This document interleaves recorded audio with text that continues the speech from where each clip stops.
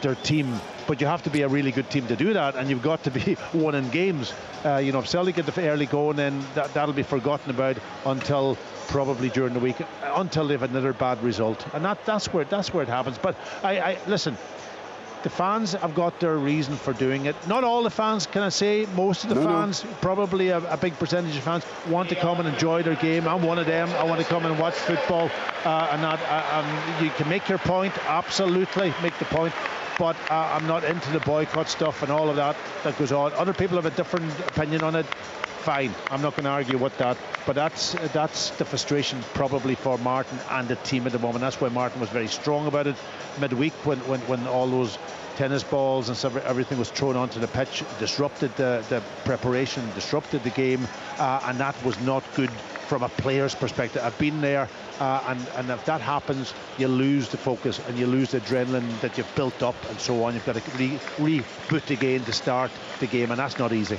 Michael, do you see the potential for all this off the pitch unrest hampering Celtic's title challenge this season?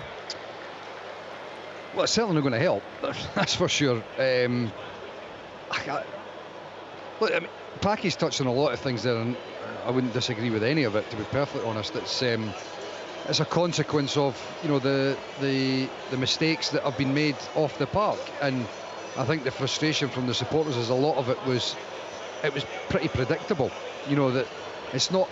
I think most fans are of the same view that they're not happy. Obviously, there's a difference in the way that a lot of them are reacting to it, but I think all of them, pretty much all of them, could have been accurate in their prediction of what was going to happen this season, and this is a consequence of a poor display, a poor bit of work from off the park for everybody that's involved at Celtic.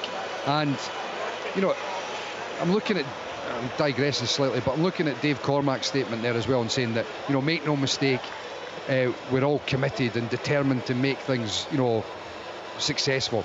Well, that's a given. I mean, everybody wants to win, but it's what are you going to do to make the difference of getting a winning team together? And at Celtic, you've got to say that they have done pretty much everything they could to hamper that. And you say an off the field incident is going to hamper what's happening on the park, quite possibly, but that's where everything at this club, not just Celtic, any club, nothing works in isolation. Success on the park breeds excitement and joy off the park, which then breeds a greater atmosphere on the park, and vice versa. And until such time as the supporters start to feel like things are turning on the park, there's going to be an underlying dissatisfaction with what's going on at Celtic, and it's not an easy fix. No. And you can talk about winning titles and everything like that. They've done that for a while, and Packy's absolutely spot on. It masks a lot of the substandard things that have been happening. Yeah, the big issue here is who's going to fix it. Yeah, that you can protest all you want, and you can change the board.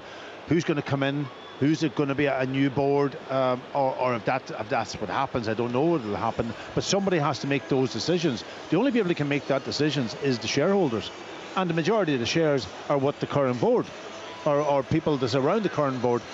That is not an easy fix. So I don't know what the solution is to this, to be honest. And nobody's come up with that solution yet. Even the collective has never come up with that solution. Yeah. There's a lot of, there's a lot of competent, people at the club. There's no doubt about that. But it lacks, and what's obviously helped with Martin O'Neill coming is a competent leader that's able to just be a figurehead and calm things down slightly. That's only going to get you so far. You then need to have people, competent people in the right positions, and I think at Celtic at the moment there's just a few too many people that are probably trying to do things that are not their skill set. And you've got Martin O'Neill coming in, which is just refocused the team on the park. They're obviously getting an element of success there with 31 points out of 33 in the league since he's come in.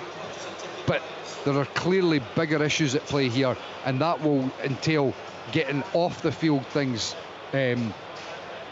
better aligned. And I'm not sure, as Packy said, that that's just simple and straightforward. Right, Michael referenced the Dave Cormack statement there. Aberdeen have put out a statement just acknowledging that it has been a long time since Jimmy Tilleen was sacked. That was January the 4th. Still Peter Leven in interim charge. The statement, which has gone out on the Aberdeen FC website, Dave Cormack, the chairman, saying, due to unforeseen circumstances, the final stage of the process taking longer than we expected. Make no mistake, we are determined to secure the right head coach, someone who can provide stability and long-term success for Aberdeen. He's essentially calling for patience while saying that the club understands the frustration, perhaps, of the fans. I've got to say it's been a fairly lukewarm response from what I've seen online to that, but Aberdeen making it clear that they are attempting to finally get this over the line. Let's just have a quick chat about the top of the table, how it stands as we go into these two matches that could have a huge bearing. First and foremost, Kevin Thompson, who is there at Ammanvale. Motherwell with the biggest win in the Premiership this season, 5-0 in Paisley yesterday evening. 3 defeats in 27. They've got a goal difference now that matches Hearts, who are top of the table. They are 10 points behind Hearts with a game in hand. Do you see this as a 4-way title race, or are Motherwell just a little bit too far behind? I think they might just fall short of the final hurdle, to be honest, Richard. But one thing I will say is that they're going to have a huge impact actually where the title goes, because I heard Dave obviously mention that Hibs have still to play Motherwell twice. Be interesting to see obviously when the split fixtures do happen, and I think if Falkirk do end up being the 6th team and it ends up being Hibs and Motherwell, then I think all three will have a big say in where the title goes. So I think they've been absolutely terrific. I watched them on the telly. The manager, his staff, all the players, the way they play has been absolutely sublime. His recruitment has been fantastic, and the sad part for Motherwell is how long can they keep a hold of them. But what a season they're having, the goals they score, the football they play, they deserve all the plaudits they're getting, Richard.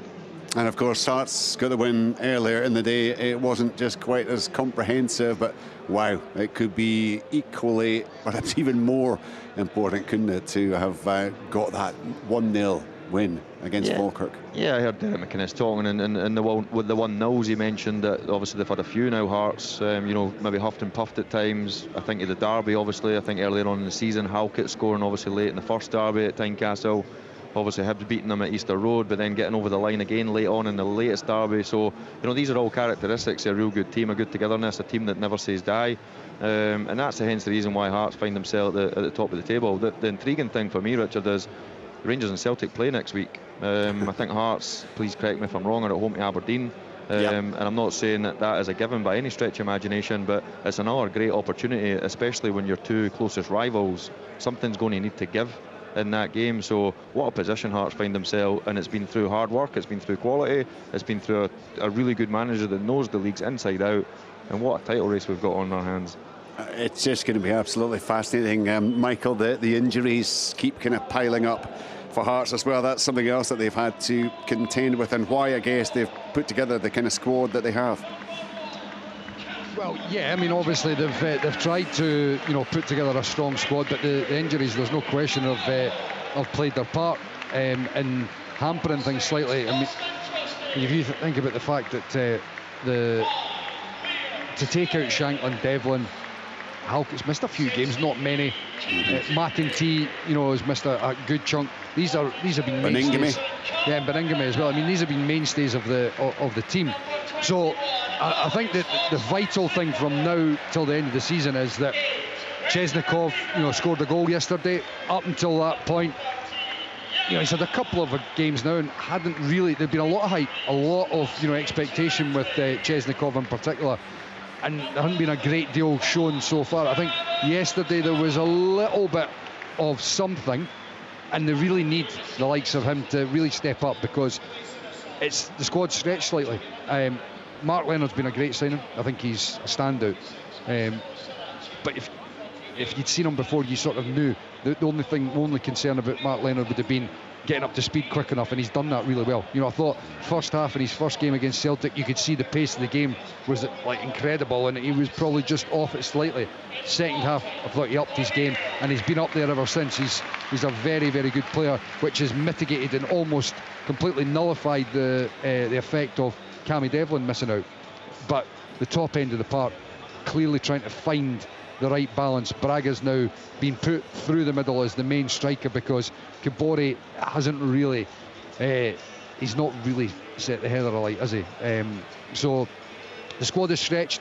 They need the players that are in there at the moment to really step up, and then hopefully have Shankland coming back and hitting the ground running when he comes back, because that'll feel like such a boost to Hearts to get him and Devlin back in, and obviously depending on how things are with Stuart Finlay as well, that if they get their main guys back and they're still sitting top of the table, then I mean, what an incredible race it's going to be. It's going to be wonderful. Right, the live action getting underway in just a moment or two. Just quickly, Pat, in terms of the bottom end of the table, Dundee, big win for them, first win in 22 years at Pittodrie. There were a couple of brilliant goals yesterday. That Ethan Hamilton goal, I was there just watching the game, and the noise that ball made when it hit the back of the net was ridiculous. Huge win for Dundee. St Mirren, of course, on the end of that 5-0 thumping to Motherwell. Kilmarnock get that late point at Tannadice there within a couple of points now. It's going to be nerve-wracking as ever down there, isn't it? Always is. And for the teams now, you're coming into this period now where every point, every result matters, and it's about momentum, it's about confidence. St Mirren is a team that I would worry about slightly. They're at a point where they're losing goals or losing games. They never kicked on after that cup final one, which was incredible actually, because he did perform really well in that game, I've got to say. And I like Stephen Robertson. I think he's a energetic manager. He's on the sideline, he's managing from the sideline all the time, but I just worry about them at the moment. They haven't got that momentum, and their confidence just looks down. Dundee, I watched them against Celtic in that cup game. I was really impressed with them. I think they're capable of playing to a really good standard. They're not unlike Falkirk in that many ways. Falkirk have done exceptionally well. So they're the team I think will be fine. I think they'll get results like they got yesterday. But obviously Kilmarnock, they're picking up points. They turned it around slightly. They were unfortunate against Celtic to lose that game. And I think he's got something going there maybe at Kilmarnock, but I think St Mirren would be the one that I would worry about. Livingston, I think, is gone. Keep a very close eye, of course, on everything that happens throughout. Just a pointer, you've got Sports Scene highlights tonight at 7:15 on the BBC Scotland channel. So all the action from yesterday with the extended highlights of these two matches. And of course, you do have a choice of listening here on Sports Sound on BBC Radio Scotland. So if you want to hear Livingston against Rangers, that's going to be on the radio. It'll be BBC Radio Scotland 810 medium wave. If you're going to BBC Sounds, you should choose Radio Scotland Extra. And of course, live commentary available online at bbc.co.uk/Sports Scotland. That will be with Al Lamont and Kevin Thompson.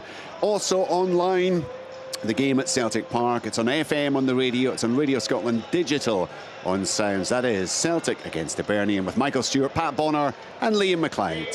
Scottish football lives here. This is Sports Sound. That is a beautiful finish! From BBC Radio Scotland.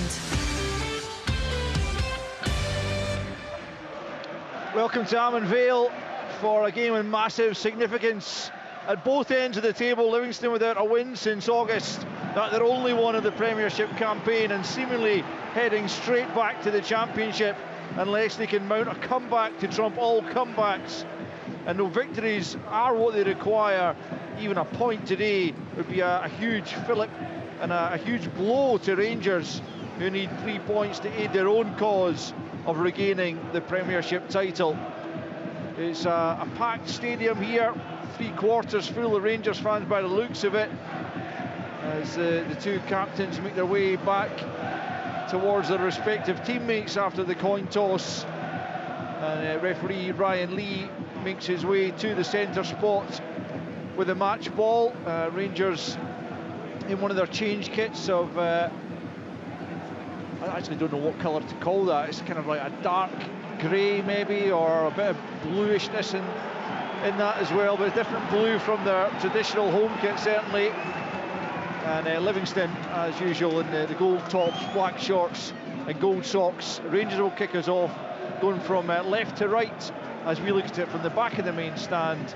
Nico Raskin, as he normally does, is going to be the man who will roll the ball back. to get us underway once the referee is set and once he gets the signal from the side of the park from the TV colleagues of ours. It's a huge game, a game in which both sides could really do with a victory. And Rangers, of course, heavy favourites to do that. They haven't lost here since 2018. In fact, they've won a good number of those last 7 visits as the referee does get us underway. And it's back with John Souttar, who sends it out to the right-hand side. It was a good leap from Christian Montano to get above James Tavernier up towards Robbie Muirhead, but Souttar takes the ball off him and rolls it back to Jack Butland, who in turn just plays it short to Imani Fernandez. He and Nico Raskan playing the ball between each other. Bit better communication than there was in the lead up to the goal at Ibrox last weekend that gave Hearts such a good start. Here's Tavernier back in the starting lineup in place of Dujon Sterling, clipping it forward. Danny Wilson gets his head to it and it's picked up by Danso in the middle of the park. He plays it to his right to Finlayson. Finlayson just checks back under a bit of pressure there from Gassama. Back to Jerome Prior, who plays it first time left-footed over the halfway line, won by Fernandez. Chukwani is pressurised there by Pittman, and the ball breaks out to the left-hand side. Romans won't quite keep that in, and it will be a throw-in to Livingston over on the far side. Kevin Thompson alongside me here for the commentary. Kevin, I mean, both managers talked about the start they wanted to make. I suppose it's one thing wanting it, another thing getting it all together, but you do expect Rangers to try and come out the traps here, surely. Yeah, but you also probably expect a wee bit of composure, Al. Do you know what I mean? It's a bit of hot tatty. People are just, you know, almost sparring as such. Great pass from Nico Raskin into Mikey Moore there, but they're probably just sensing each other out at the moment, Al. Here is Raskan again after that good ball forward. Now it's Olsen. Back to Chukwani, to the January signings combining now out to Tavernier, right hand side, sends it back post. Too much on that cross from James Tavernier, and harmlessly behind for the goal kick. The intriguing bit for me, Al, is how do Livingston get up the pitch, really? You know, you think, Muirhead, he's going to have to have John Souttar and Fernandez. I don't know which one it looks at the moment that he's going to play on John Souttar. He might feel as though he's got a wee edge when it comes to speed in behind John Souttar than he does have on Fernandez. You've obviously got Lewis Smith, who's got blistering speed, probably more occupying a slightly wider area, but how are this Livingston team going to really hurt Rangers back four? Muirhead also probably get a better chance in the air against Souttar of winning the flick-ons, you would imagine, as Livingston have it on the left-hand side. Montano, who got a double here in a crazy game against Celtic, which they eventually lost 4-2. Wilson at the back for Cabangolo, and out to the right-hand side. He gets it neat 1-2 there with Finlayson, and now in field for Tate out to the left flank, and Tavernier just missed it, and that almost put Montano off as well, and it skids beyond both of them and out for a throw into Rangers just in front of Danny Rowell's dugout. The Rangers manager with his arms folded in a big puffer jacket against the elements here. Dry day, sunny, a little bit windy and still pretty chilly, as Danso picks up in the middle of the park, and he's pressurised by Chermiti, and he goes back the way to Prior, who you would imagine will be called upon to have a pretty inspirational game if Livingston are to take anything from the match. Here's Wilson now down the left channel. Souttar's completely missed that, and Muirhead again surprised by that, didn't manage to take advantage, and it's all the way through to Jack Butland, who gets it out to Fernandez, who'll bring it forward.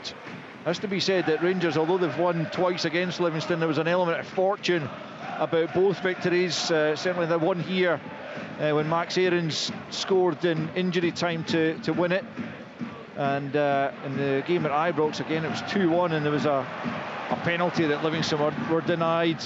There's a ball into the box, Chermiti, a poor touch, and it's into the arms of Jerome Prior. Well, he either has to take a better touch there, Kevin, or hit it first time. In the end he did neither. Yeah, it's a brilliant ball for Roman, just down the left side out.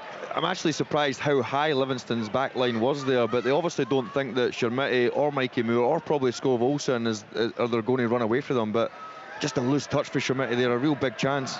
It certainly was, and the ball in from Romans was a terrific one, as you see. Gassama's picked up possession in a good area. Romans is going to get it here from Chukwani at the byline. That's not such a good ball in, and Kabangolo is able to sweep it away down the right-hand side. Fernandez will get there ahead of Muirhead, and he plays it back the way where Raskan's come back to just help tidy up, and he plays it back to Jack Butland. We've played almost 5 minutes, no goals. We'll keep you up to date with any goals that go in at Celtic Park as the home side take on Hibernian.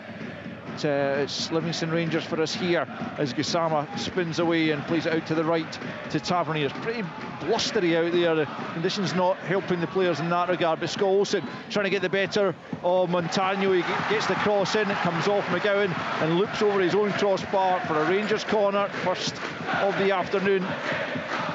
Yeah, real good area as well. Going on his right side, Scott Olsen. Actually good play for James Tavernier.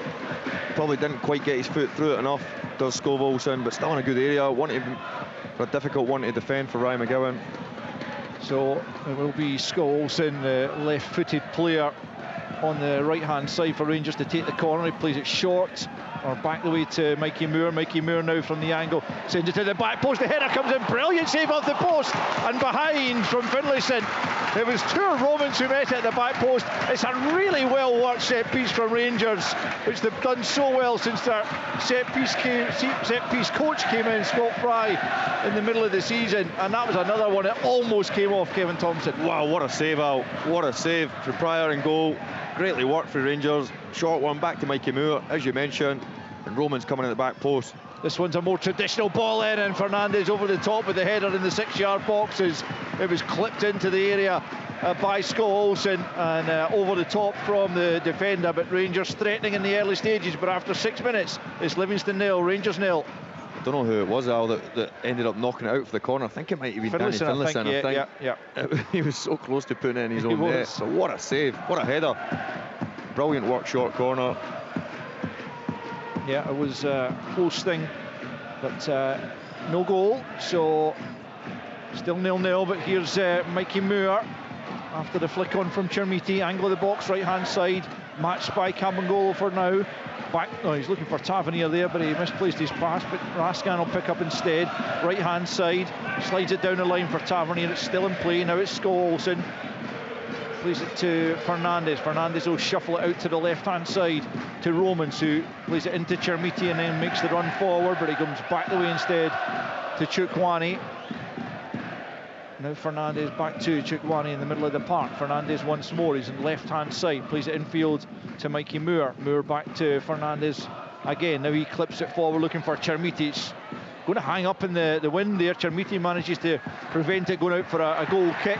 And then Romans makes the challenge, putting Danny Wilson under pressure here, and he's seemed to win the ball there, but Danny Wilson has been awarded the free kick and maybe gets a little bit lucky there because he was under increasing pressure from the Belgian fullback.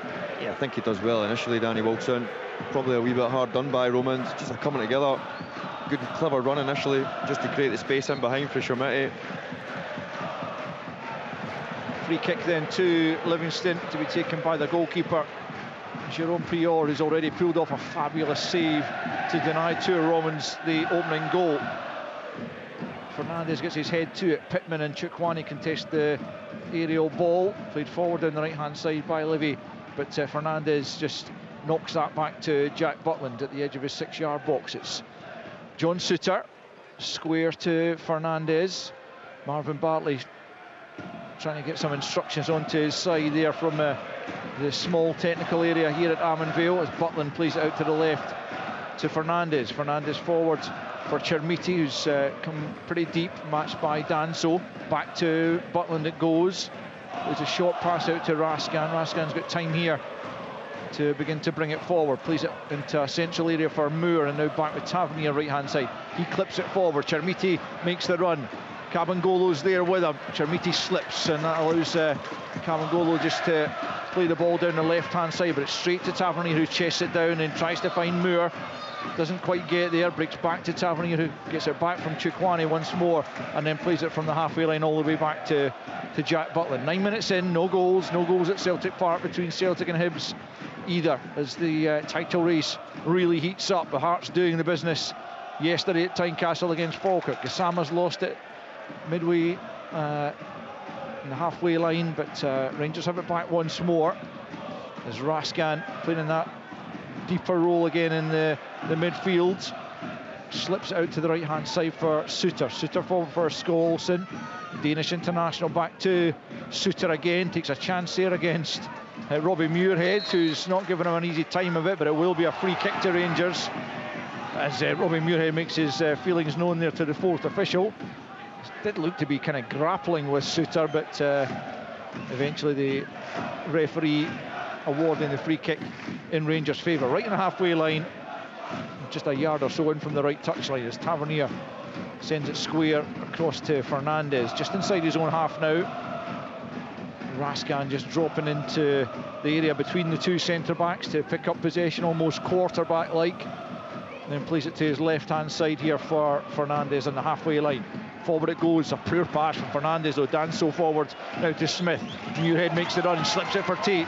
Tate now for Muirhead, coming to the edge of the box, going to get the shot off here. He can, but it's straight at Jack Butland. But a warning there for Rangers. Livingston aren't here just to make up the numbers. Yeah, brilliant counter-attacking play out. You know, initially clever interception for Danso, clever pass to Lewis Smith, and then he just pops out at Muirhead.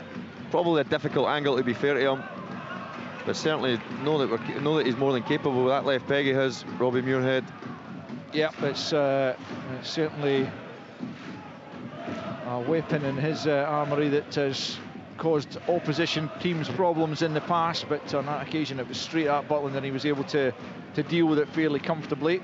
Played about 11 minutes here at Armandville. No goals between Livingston and Rangers. Rangers starting the day 5 points behind Hearts with this game in hand. It's Chukwani back to Fernandez. Now Raskan just nudges it back to Jack Butland once more. Danny Rule was keen to get an early goal to help settle the nerves that are just natural as team goes for a title. Chukwani over the top looking for Chermiti to make the run. A little bit of indecision there as Wilson then gets it back to his goalkeeper Prior, who clears it long first time and out of play over on the far side for the throw into Rangers about 10 yards inside their own half. It'll be Romans to take it. Moore comes in, offers himself back to Romans, into Chermiti, back to Moore once more, steps away from one challenge. He's taken out of play, but Rangers continue in possession through Raskan. Out to Tavernier now, right hand side. Early ball in's a good one, and Cabangolo gets there before Chermiti, but it breaks to Romans, who's just overrun it, and it will be a Livingston goal kick. And it remains after just over 12 minutes. Livingston 0, Rangers 0. He does brilliant, Cabangolo out. A real brave header. Early ball in for James Tavernier. They work it well, Rangers. I think he got one on the knee. I think actually Tate might have hurt himself, and they're coming together with Mikey Moore. Just gives him one in the middle of the pitch. But you can already see how Livingston, that stealing the ball somewhere in that middle third and then trying to break quickly. There's no doubt that Robbie Muirhead sees the space down the left-hand side of John Suter as somewhere that they can exploit. Lewis Smith is there just before Suter. Suter penalised for just catching Smith, who got to the ball first. And Livy will have a free kick about 20 yards inside the Rangers half. And Montano just checking on Smith. He's fine, he's up on his feet. And Robbie Muirhead will come back and take this free kick. It's too far out even for a man of his capabilities with a dead ball. And you can see the ball rolling as he tries to plant it on the artificial turf here, so it gives you an idea of how windy it is. But he will take this now and clip it into a sort of back post area. The shot comes in, it's a goal! What a finish that is! That looks like Cabangolo, who's rifled it past Jack Butland. What a stunning finish, and what a stunning start to this game as Livingston shock Rangers with the opener from Cabangolo. It's a sublime strike. And it's Livingston 1, Rangers 0. Wow. I actually didn't think Robbie Muirhead had put enough on it. It almost looked as though he just waited for them to nonchalantly trot up, but Cabangolo, wow. Connection, quality, absolute rocket. Down to Jack Butland's left, absolutely no chance in goal. What a start for Livingston after having to soak up a wee bit of pressure. But Marvin will be absolutely delighted at that. The perfect start, really. It's a sensational strike from Cabangolo. He just could not have caught it any sweeter. We saw some marvellous goals in the Premiership yesterday, but that one was as sweet as any of them. Clipped towards the back post area, but Cabangolo just catches it flush on the volley and rifles it past Jack Butland. And it's his first Livingston goal, and what a strike it was from the big centre back. And it's Livingston 1, Rangers 0 in the early stages here, and precisely the opposite of the type of start Rangers and Danny Rule wanted to make. A bit of adversity here to deal with. How will they deal with that? As Fernandez now has it. They've looked to respond quickly here as it's played down the left-hand side for Mikey Moore. Moore just outside the box up against Finlayson. He'll try and get this in perhaps. Now he knocks it back to Chukwani and finds a yard of space. Then he's closed down by Danso, and it's going to be a free kick to Rangers just outside the box. Just a yard or so outside the box in a fairly central area. And if Rangers were looking to get back on level terms quickly, this is a prime opportunity for them to do so. And James Tavernier will certainly fancy this one. Yeah, it's right in James Tavernier's territory. Just think coming together. I actually thought he was going to pull the trigger, Chukwuani, and he just took a heavy touch, just run away from him, which allowed Danso just to have that wee nibble. Obviously Chukwuani got there first. A real dangerous area for Livingston to now deal with this. Andrew Scholes also looks interested. So I'm not sure if he's going to be able to pull rank. I think James Tavernier certainly is the captain and scorer of many an important free kick for Rangers over the years. Will surely get first dibs on this, and it probably just about favours the right footer there, just slightly left to centre, Kevin. So, but it's like 19 yards out, so it's one of those, can he get it up and down quickly enough? Yeah, that's the key. That's what I was thinking in my head. It's obviously probably a yard or two close to get real whip on it, but he's certainly got the quality, James Tavernier. It is James Tavernier, saved by Prior, comes back to Fernandez and over the bar, and the rebound. It's another good save from Prior. Tavernier caught it well, and diving to his left, the French goalkeeper keeps it out, and Fernandez couldn't keep the rebound down, and it remains Livingston 1, Rangers 0 after 16.5 minutes here. Yeah, the second phase one wasn't an easy one for Fernandez. I just think he goes safe side, James Tavernier, prior in goals. I think he's always going that way. I think the only way you could have got that in the net was to up and down quickly over the wall. So still the bottom side lead by 1-0 at Almond Vale. Last time they beat Rangers here, it was Dolly Menga who got that winner back in September 2018. Rangers looking to ensure history doesn't repeat itself this afternoon as they desperately need the victory. Gassama can't thread the ball through, and Pittman just whacks it forward as Suter backpedals and heads it down to Fernandez before Muirhead can close him down. Chukwani just takes his eye off the ball but manages to keep it in. Romans chips it forward. Cabangolo's there, but Romans helps it once more. And again, Danso is fouled. Chukwani just outside the box, and the Livingston players protest, but I mean, Chukwani was caught square in the face there as Danso was just slightly late getting to the ball, and Rangers will have another free kick this time over on the left-hand side, about 25 yards from the goal line, and another opportunity to try and do something from the set piece as they try to get back on level terms. I actually think he's a wee bit unlucky there, Danso, just in coming together. Actually, it almost felt as though they almost got there at the same time. Obviously a free kick, Chukwuani's momentum going through, but a wee bit hard done. But I actually thought he was maybe going to get a yellow card there, Danso, which would have put him in a difficult position, being right in the middle of the engine room. A lot of comments together. Yeah, I mean, it was certainly a challenge he couldn't pull out of. He absolutely had to go for it, and you're pretty much spot on. It probably did get there more or less at the same time. The referee decides Chukwuani just edged it, and so it's Scott Olsen over the free kick on the left-hand side.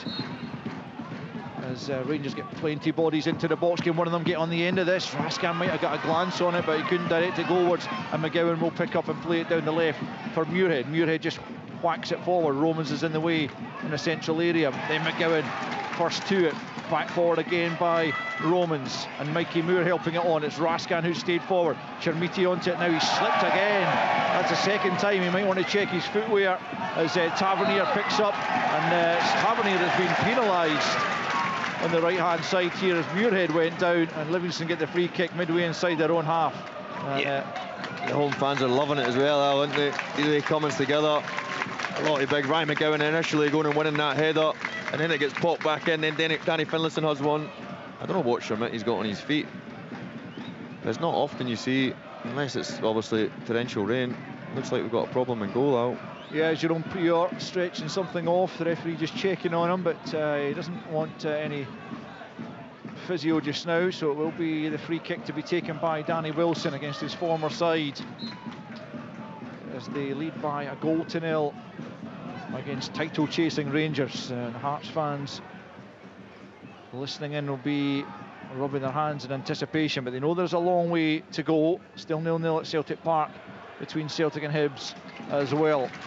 Hearts fans looking for their city rivals to do them a favour against their title rivals today, as Montano will get a throw in here on the left hand side. In fact, he's going to leave it to Muirhead, who's got a long throw on him, and that is the cue for Cabangolo, the goal scorer, and among others, to move into the penalty area.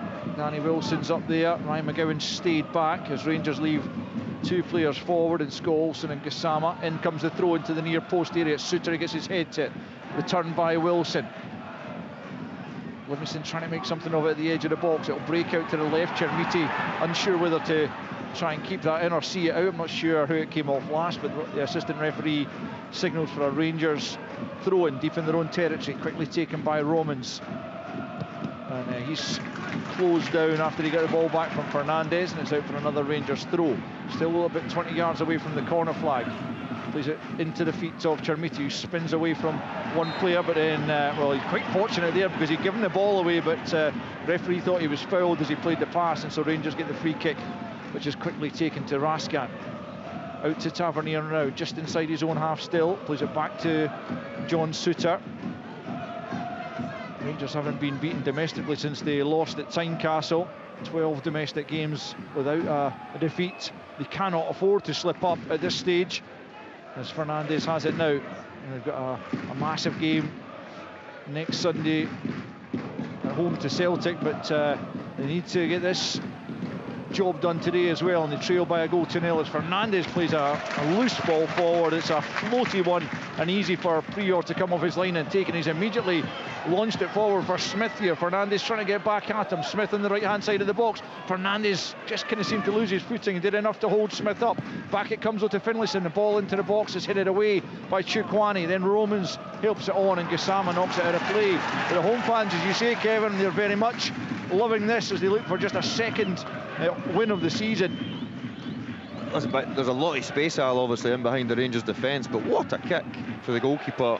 Left peg, absolutely lasered, side volley. If you ever want to see a technique for a goalkeeper to play forward, Lewis Smith on his bike, brilliant. Midway through the first half then, and it's Livingston leading by a 1-0, a goal scored by Brooklyn Cabangolo, and a very, very good goal it was at that. A sweet volley from a Robbie Muirhead free kick, and it's Livingston coming forward here. Pittman almost at the byline, he's played it off Romans, and Livingston have the corner kick as they look to earn themselves a 2-goal advantage. And Rangers pulling everyone back here, including Chermiti, to defend this corner. Will be taken over on that right hand side by Muirhead from the left foot. Plenty of aerial threats in the box for Livingston as it's swung in back post. It swung beyond everyone, in fact. Macaulay Tate at the back post, I think it was in the end, who couldn't help it back forward. In fact, it was Danny Wilson who just couldn't stretch and get it back across goal. And so Rangers have taken the goal kick quickly and need an equaliser as Chermiti gets there just ahead of McGowan. Then plays a loose pass though, and it's picked up by Danso into the feet of Montano. Out to the left for Smith. Tavernier steps in and just pokes it forward, and it's out of play for a Livingston throw-in. Pretty much in line with the penalty area, their own penalty area here on this left hand side. Livingston leading by a 1-0. Ryan Lee telling Livingston to get a move on slightly as they just try and waste a few seconds, leading by a 0-0, hoping for a precious victory here this afternoon as Tavernier wins the header from the throw-in. picked up by Gassama. Suter all the way back to Butland. He was closed down. Hibernian have gone goal up at Celtic Park, which is good news in some regard for Rangers, but they need to get the victory themselves in order to take advantage of that. I'll tell you who it is good news for is Hearts, for sure, with both their title rivals losing currently. Rangers losing here 1-0 to Livingston, and Hibs just gone in front at Celtic Park. Livingston have the throw-in down the right-hand side. It's Romans who brings it under control though and plays the ball square just inside his own half to Tavernier. Tavernier forward looking for the run of Scholes, and he's put too much on that though. No chance for Scholes to get on that. Felix Paslak got the Hibernian goal. Might be his first for the club off the top of my head. Certainly January signing who looks to have added quality to the Hibernian squad.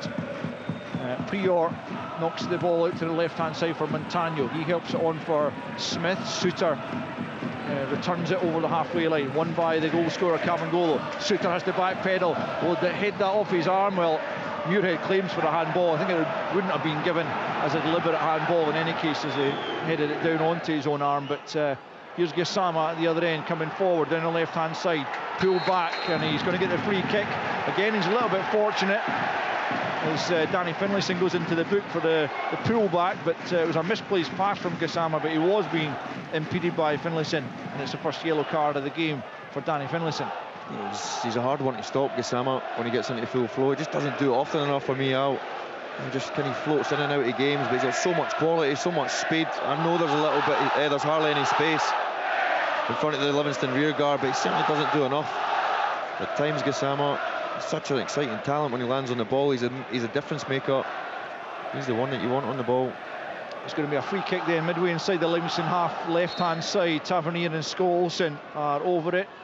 It'll be Tavernier to send it into the area. Pittman gets the first contact and heads it out to the right-hand side. Smith will try and keep it in. Has he managed to do so? Yeah, I think so. It's picked up by Tavernier, sends it back in. Muirhead gets his knee to it and knocks it out of play over on the far side for a Rangers throw. It midway inside the Livy half once more. Gassama's just going to leave this for two Romans to come forward and take. Still 1-0 Livy as Gassama has it left-hand side, about 10 yards from the byline. Sends it into the area, flicked on by Moore. Can Fernandez get there? No, he can't, is the answer, as Prior dives in it on his 6-yard line and preserves his side advantage with 27 minutes on the clock. It's a surprise scoreline here for Amon Vale. Livingston leading by 1-0 as Prior launches it over the halfway line. Suter gets his head to it. Chukwani there as well, just heads it up in the air. Pittman gets to it there.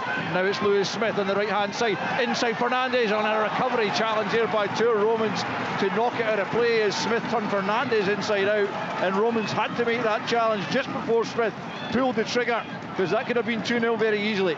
Oh, it's a brilliant tackle, Al, but brilliant play for Lewis Smith. Initially brilliant for Pittman. He just gets up and top and wins that first contact, and then he does brilliant to chop back inside on his left peg, Lewis Smith. But as you mentioned, Al, brilliant recovery defending for Romans. Rangers are on the rocks here. They are a bit, as Muirhead prepares to take another corner from the right-hand side. Livingston looking for a second goal here. It's a good ball in, but it's right on top of Butland. No real pressure on him. And Rangers continue to trail by 1-0. Some visiting fans not happy with something they're seeing. Probably the fact that their side are losing by 1-0 against the bottom side, a team that looks destined for relegation. But not if they can hold on to this scoreline till the end. Maybe that would give them the boost they need. Chermiti with a little dummy, doesn't come off though.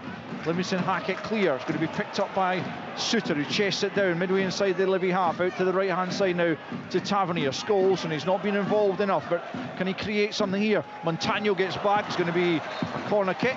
What? Well, the referee has pointed to the goal kick. Surely the assistant is like a yard away from the cross coming in, Kevin. Surely he spots the Montano touch on that.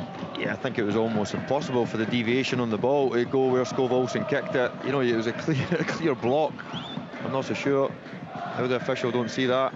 A let off for Livingston. Douglas Ross making himself even less popular as Nico Raskan Plays it forward, a nice layoff this time from Chermiti. Gassama's gone offside, but Moore continues his run. It's Moore from the edge of the box. Oh, what a save from Prior! Well, I said he was going to have a fantastic game if Livingston were going to take something. Well, he's pulled out 3 top drawer saves already this afternoon. That was absolutely fantastic to deny Mikey Moore. Rangers corner. Scholes to take this one on the right hand side. It was really full stretched stuff from Prior. Scholes into the back post. It's Gassama. Fernandez, can he get a shot off here? He's 12 yards out, trying to get room for the shot. Eventually he just slips, and then he gets it back to Romans. Romans sends it back post. Chermiti's there, comes to Scholes and tries to play it across goal. Rangers fans playing for a handball, but it was off the shoulder if anything, and it's out for another Rangers corner. Better stuff from Rangers. They need to make more of this pressure though. They need to make it count. As Scholes lines up another corner from the right hand side, swings it into the back post, and it's Cavangolo, the goal scorer, who heads it clear. Be picked up by Roman's left hand side, sends it back in. Suter's still up there, he gets his head to it. Who's he going to break to? Livingston get it half clear. Tavernier now on the edge of the box, tries to get it back in, can't do so. Montano helps it forward, and now Robbie Muirhead will pick up, and now Livingston can come forward, and it's Lewis Smith against Tavernier, who reads it well and wins possession on the right hand side. Slides it forward for Chermiti. McGowan in the way though, and Montano has it, quickly closed down by Chermiti, and that's going to be a Rangers throw in. Well, let's go back to that save from Prior just a minute or so ago, Kevin, from the Mikey Moore effort. It was just top class, wasn't it? Ah, sensational, it really was. It was destined for the top corner off of Mikey Moore. It was brilliant centrally, just to shift it, get back on that right peg. It's just come alive a wee bit of the game, isn't it? Just a wee bit nippy-tucky, couple coming together, loads of balls in the box, couple corners for Rangers. Raskan now forwards. Roman Sid's come into a central area, knocks it back the way. Chukwani goes to retrieve it. Now Raskan again, just about on the halfway line, plays it to his right to Suter. Still Livingston lead by a goal to nil. Hibs leading by a goal to nil at Celtic Park. Could turn out to be a very good afternoon for Hearts, sitting with their feet up, having beaten Falkirk 1-0 yesterday with a 5-point advantage at the top of the table. Here's Fernandez, about 10 yards inside the Livy half. Livy with everyone behind the ball as it's played square to Suter. Suter, can he find the pass? No, he can't. Cavangolo knocks it clear. He's on a really good game, quite apart from his fantastic goal that separates the sides. He's playing well defensively, which is his main job. Fernandez now again, just inside the Livy half. Shot for Raskan. Raskan quickly closed down by Lewis Smith, who Kevin pinpointed as a key player for Livy, and he's having a good game himself. As Fernandez once again picks up. It's going to be allowed possession at this stage up till the halfway line. Then Livy look to close down. Now Raskan takes over. Suter closed down by Muirhead, plays it square to Fernandez. Livingston just keeping in a shape. Marvin Bartley said they had a game plan. Could they execute it? They're doing well so far. It's Gassama though coming forward. Scholes, and he's got Tavernier edge of the box. Tavernier looks to get the shot off. Prior stops it. That was straight at him, but still a decent save. Scholes again for Tavernier. It looks like he's overcooked it. Tavernier, can he catch it? No, he can't. It's out for a goal kick, and it's still Livingston 1, Rangers 0 after almost 33 minutes played. Yeah, they just had them a wee bit stretched there, did Rangers. I have to say, Al, that the work for Danso, for Pittman, for Tate, listen, they're all working hard, of course they are, but you know, Robbie Muirhead up front, Lewis Smith we've mentioned a few times, but that midfield three specifically, you know, the industrious work they're doing, nipping at people's heels. They've been really competitive so far for Livingston. Danny Wilson has it, plays it short to Danso just outside his penalty area, forward into the feet of Smith. Nice link up, Muirhead for Macaulay Tate. Back goes Raskan and just takes it off the on-loan midfielder's toes. And then Scholes forward. It's a good ball for Mikey Moore. Mikey Moore tries to lift it over Prior. It's not a bad idea, but I don't think the wind would have helped him there, and it drifts just wide of target, and still Rangers trail by a goal to nil. And the longer it goes, the more desperate they become in that quest for, at the very least, an equaliser. But in truth, they need more than that. They need a couple of goals to take all 3 points. Livingston still holding on to the 1-goal advantage for the moment as Prior takes the goal kick up towards the halfway line. Romans wins it above Pittman, and it'll be picked up by Gassama here on the left-hand side. The Rangers fans do want more from him, as Kevin was suggesting. He is capable without doubt, but can he provide something here? Pittman closing him down. He goes back to Romans. Romans left-hand side, back to Gassama again, about 15 yards from the byline. He's up against Finlayson here. Can he take him on? A couple of feints, one way then the other. Gets to the byline, stands up to the back post. Tavernier's there, nods it into the 6-yard box, but Wilson hoofs it clear. Suter keeps his eye on it, heads it down to Raskan, and now it's with Fernandez. The Rangers fans urging their side on as they look for an equaliser. It's Romans left-hand side, back into Fernandez. He's going to go for goal here. It's a decent effort, but a comfortable save in the end for Jerome Prior. A side-footed effort from about 30 yards there, and it's still Livingston 1, Rangers 0, with about 10 minutes remaining in this first period. Prior with the ball at his feet, knocks it long. Tavernier rises, helped on by Raskan, who goes down, holding his face. He's back up, and the referee belatedly gives the free kick. I think it was Tate who jumped with him. And just a quick check there from the referee on Raskan, as Macaulay Tate says, well, I don't think I did much wrong there. Free kick quickly taken by Suter, out to Gassama left-hand side. Question marks over whether he was onside, but play continues as he picks up on the left of the penalty area. He's up against Kamangolo here, takes him to the byline again, low ball in, and Chukwani just unable to turn it into the back of the net as a Livingston defender got the block in and takes it behind for a corner. The Rangers' pressure is continuing, Kevin, but they've not been able to find that equaliser yet. Yeah, that's more like it for Gassama though, Al. That's, you know, he's went on the outside of Danny Finlayson, he's stuck one up at the back post and never come to much for James Tavernier, and that time, you know, getting down outside again. I think he's certainly one that you wanted. The Rangers want the ball on Gassama and Mikey Moore, that's for sure. Tavernier's corner to the near post, it's glanced on, but no Rangers player can get onto the second ball, and then there's a free kick given to Livingston for a foul on Macaulay Tate that time inside the 6-yard box, and the pressure is relieved on the Livingston back line. They lead by a goal to nil. Still Hibernian leading at Celtic Park as well. It would be two somewhat surprising results if they end up that way, with just under 10 to play in the respective first periods.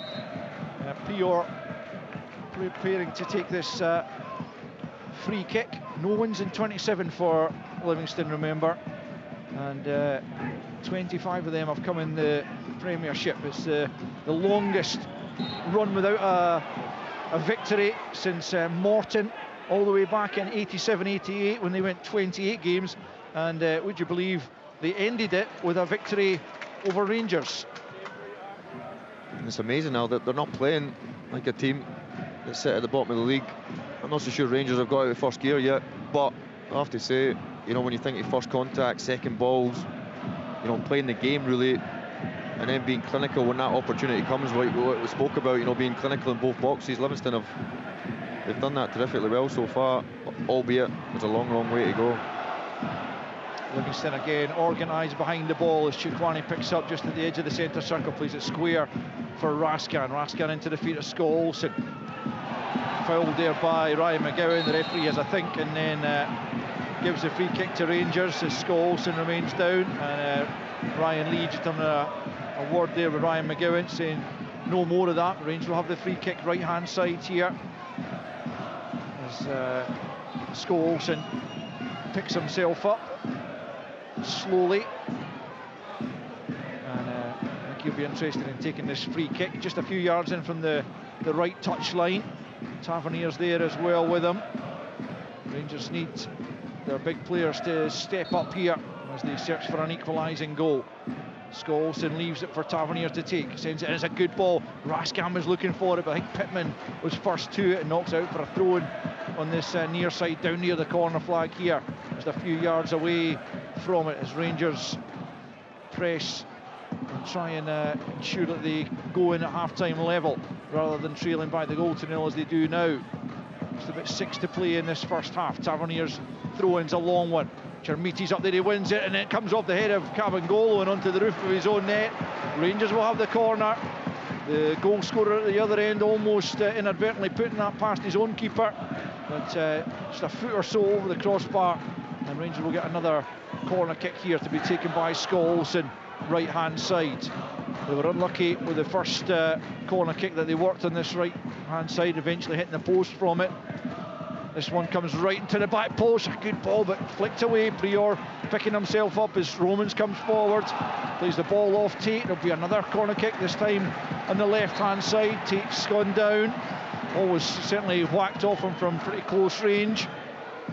But Livingston will be very, very keen, Kevin, obviously, to get to half-time with the scoreline and the lead intact. Yeah, I don't even know if they've thought that as a game plan out. Obviously wanting to play in the counter-attack, they've got their noses in front through a brilliant set play, a brilliant finish, and there's no doubt that Marv, the experienced ones, when you think of Ryan McGowan, you know, Danny Wilson, he'll be urging the boys just to stay tight, not to do anything silly. Tavernier then from the left-hand side. He's just been told to wait for the moment. Now the referee says he can continue. Tavernier then swings it in right into the 6-yard box again. A bit of confusion. Can Rangers force it home? Not yet. Who's it going to come to? Blocked on the line. Incredible defending as Chermiti got the last effort in there, and it comes out of the penalty area this time. It's Romans on the right hand side. Can he get the ball back into the danger area? Is behind, or is it even behind? No, it's not. Jerome Prior comes and takes that off the head of Christian Montagno, and Livingston survive what was an incredible passage of play. Somehow Rangers couldn't force it home, but that is just intense, and the desire to keep the ball out the back of the net there was incredible from Livingston. Still 1-0 they lead. Forward they come now down the right hand side. Rangers would have surely thought that was the moment as the ball was inside that 6-yard box, scrambling around as Fernandez is fouled there by Muirhead down on the byline at the other end. As Jack Butland says that he'll come and take the ball off Fernandez here from the free kick and plays it out to Suter. That was just sensational defending, Kevin. I actually couldn't even see the ball out. There was that many bodies. I think it was Pittman eventually at the back post that makes a brilliant block. He's been absolutely everywhere, has Pittman today.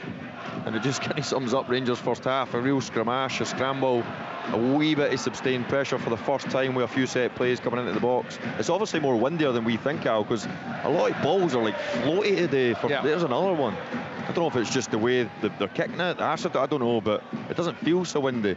But a lot of balls, Rangers in this first half, they've been floated in. They've tried to float them over the top, but it's certainly been a real lack of quality going forward, that's for sure.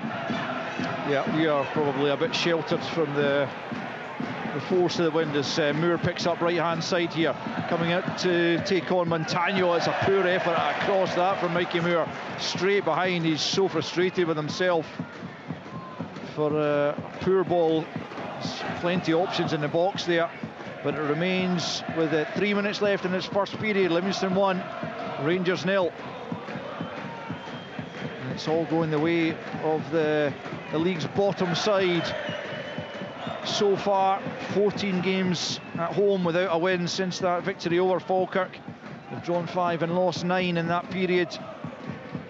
Poorest home record in the division, which is not too surprising given the position they occupy. But you can certainly see there has been an uptick in performances since Marvin Bartley has taken over, as Tavernier gives it away in the middle of the park, and then Smith picks up for Livy, away from Raskan. Suter's undecided as to whether to come or go. It's Montagno into the box, chance here for Livy, knocked over his own crossbar by Romans as Rangers struggle to ensure Livingston don't go into half-time with a 2-goal lead. Corner Livy. Yeah, it's just sloppy play for James Tavernier.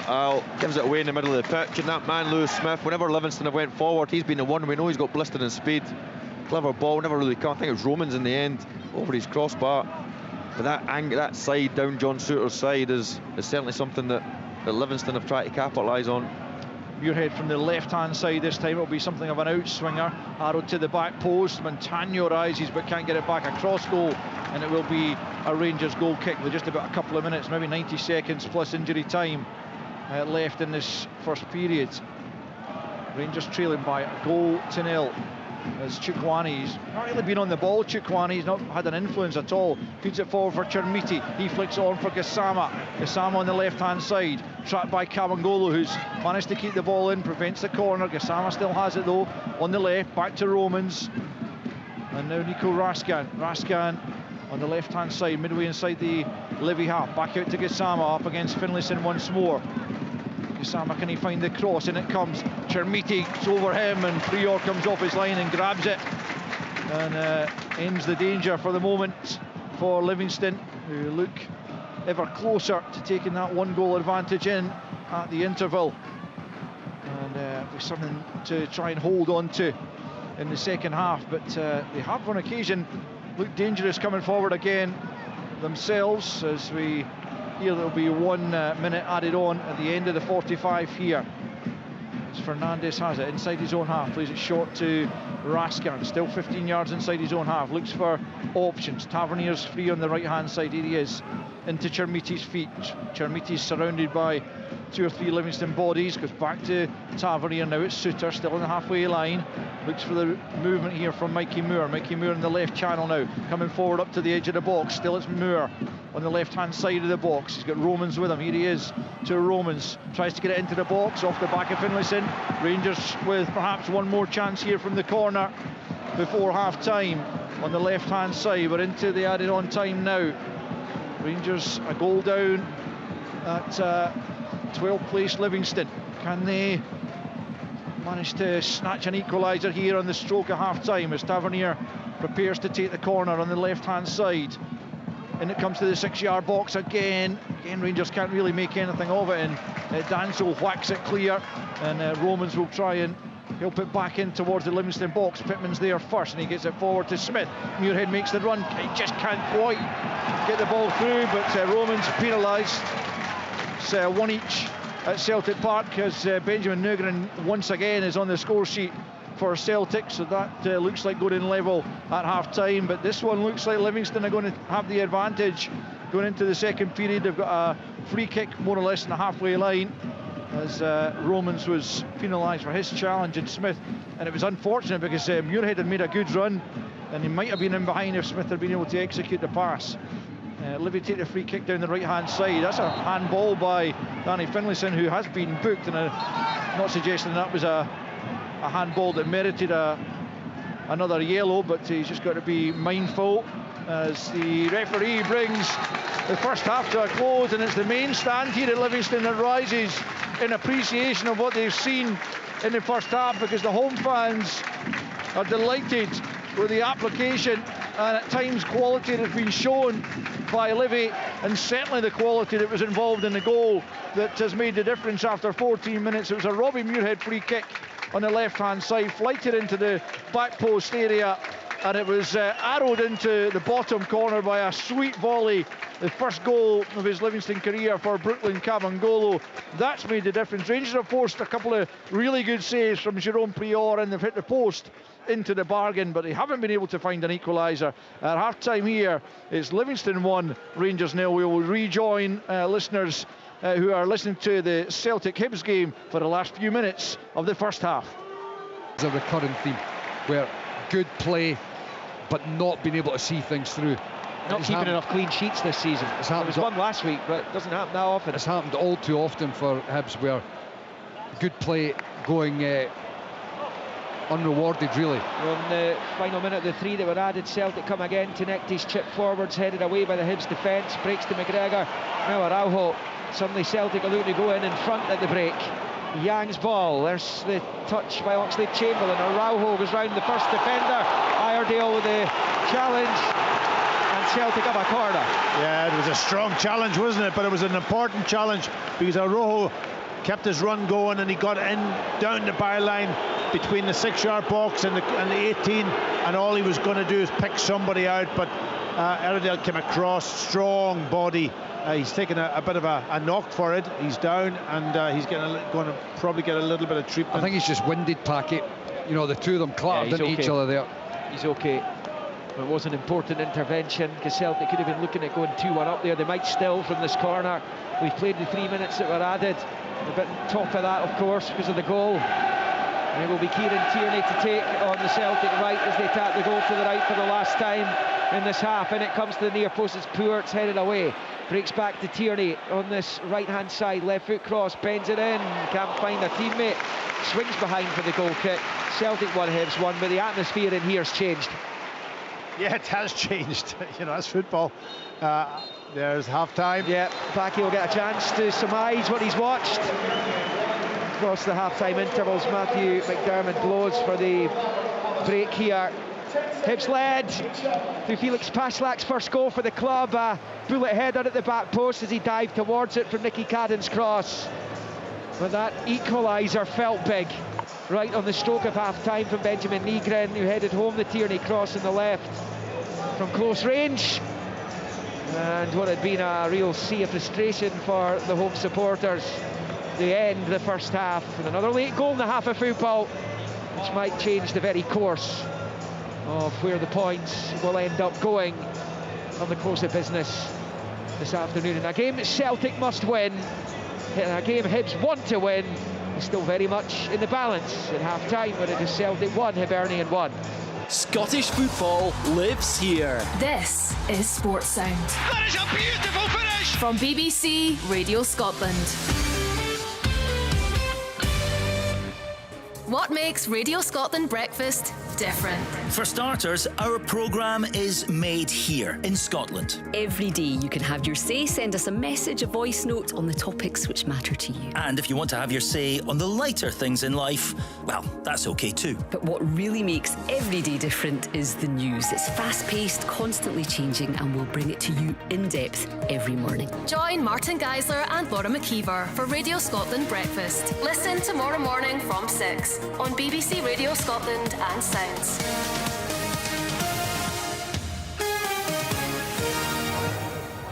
You're listening to Sports Sound with me, Richard Gordon, and as things stand, the live table shows Heart of Midlothian 5 points clear of both Rangers and Celtic, with Motherwell a further 5 points adrift. So 1-1 at half-time at Celtic Park at Amon Vale. It's 1-0 for Livingston against Rangers. Let's get a sum-up of the opening 45 minutes from Kevin Thompson and our commentator Al Lamont. Yeah, shock scoreline at Amon Vale for sure. Rangers started the game well enough. 6 minutes in, they might have been in front, but for a brilliant save by Jerome Frior, the first of 2 or 3 actually from the Livy keeper. On that occasion he tipped a Romans header onto the post to deny him. But Livingston were very much a threat as well. Muirhead had an effort fairly comfortably saved, you'd have to say, by Jack Butland after 11 minutes. But 3 minutes later, Butland was picking the ball out of the back of the net. A Muirhead free kick on the left-hand side, floated into a sort of back post area inside the penalty area. And a wonderful volleyed finish from Brooklyn Cabangolo to rifle it past Butland, who didn't see it flying past him, I don't think, as it found the bottom corner. And that was Cabangolo's first goal for Livy, and it could yet prove to be oh so vital. Beyond that, Rangers, I suppose, you know, they had plenty of pressure. A couple of shots at goal. Tavernier had a free kick, reasonably well saved by Prior, but there was a fabulous save again from the Frenchman as he denied Mikey Moore. Just tried to tease the ball towards the top corner, and the Frenchman at full stretch tipped it away off target. 5 minutes before the interval, looked like Rangers would last grab the level. There was an almighty scramble inside the 6-yard box. Chermiti had the final effort, but it was somehow blocked on the line, I think by Scott Pittman, as Livy preserved their advantage. And Kevin Thompson, you'd have to say, albeit Rangers have had loads of the pressure, but Livingston are pretty good value for that lead they have.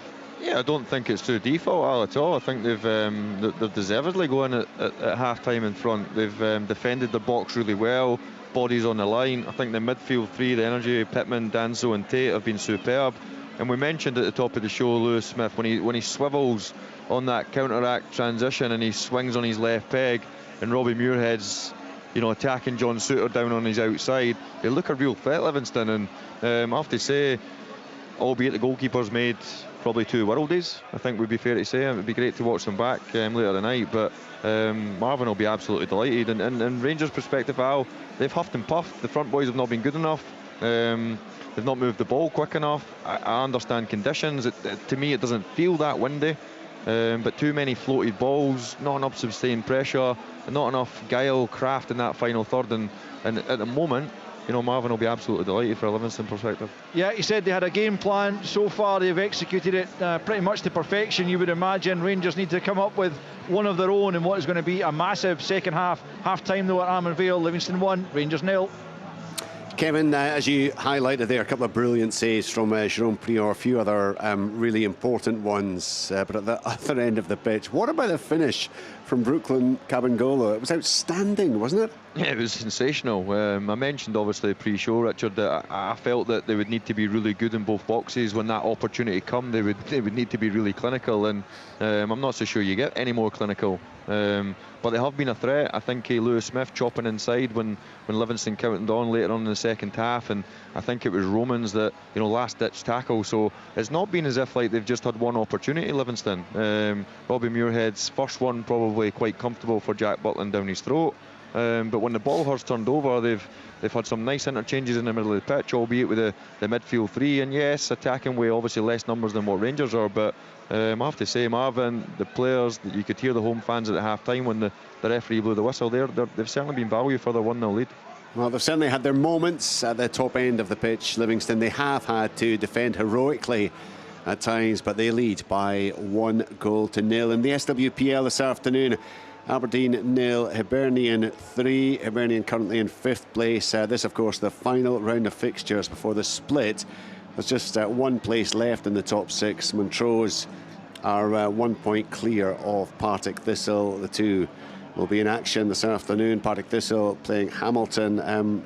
Sadly for Montrose, they are taking on Rangers.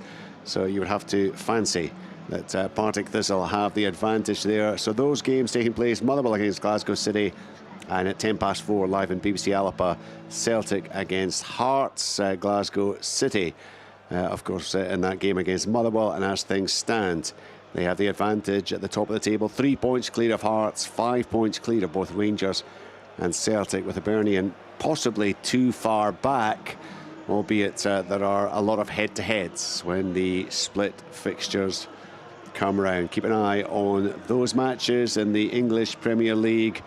Crystal Palace 1, Wolves 0. That's deep into stoppage time. Gisan with the only goal so far for the home side. Liverpool have just scored deep into stoppage time. Alexis McAllister had a goal disallowed in the 90th minute.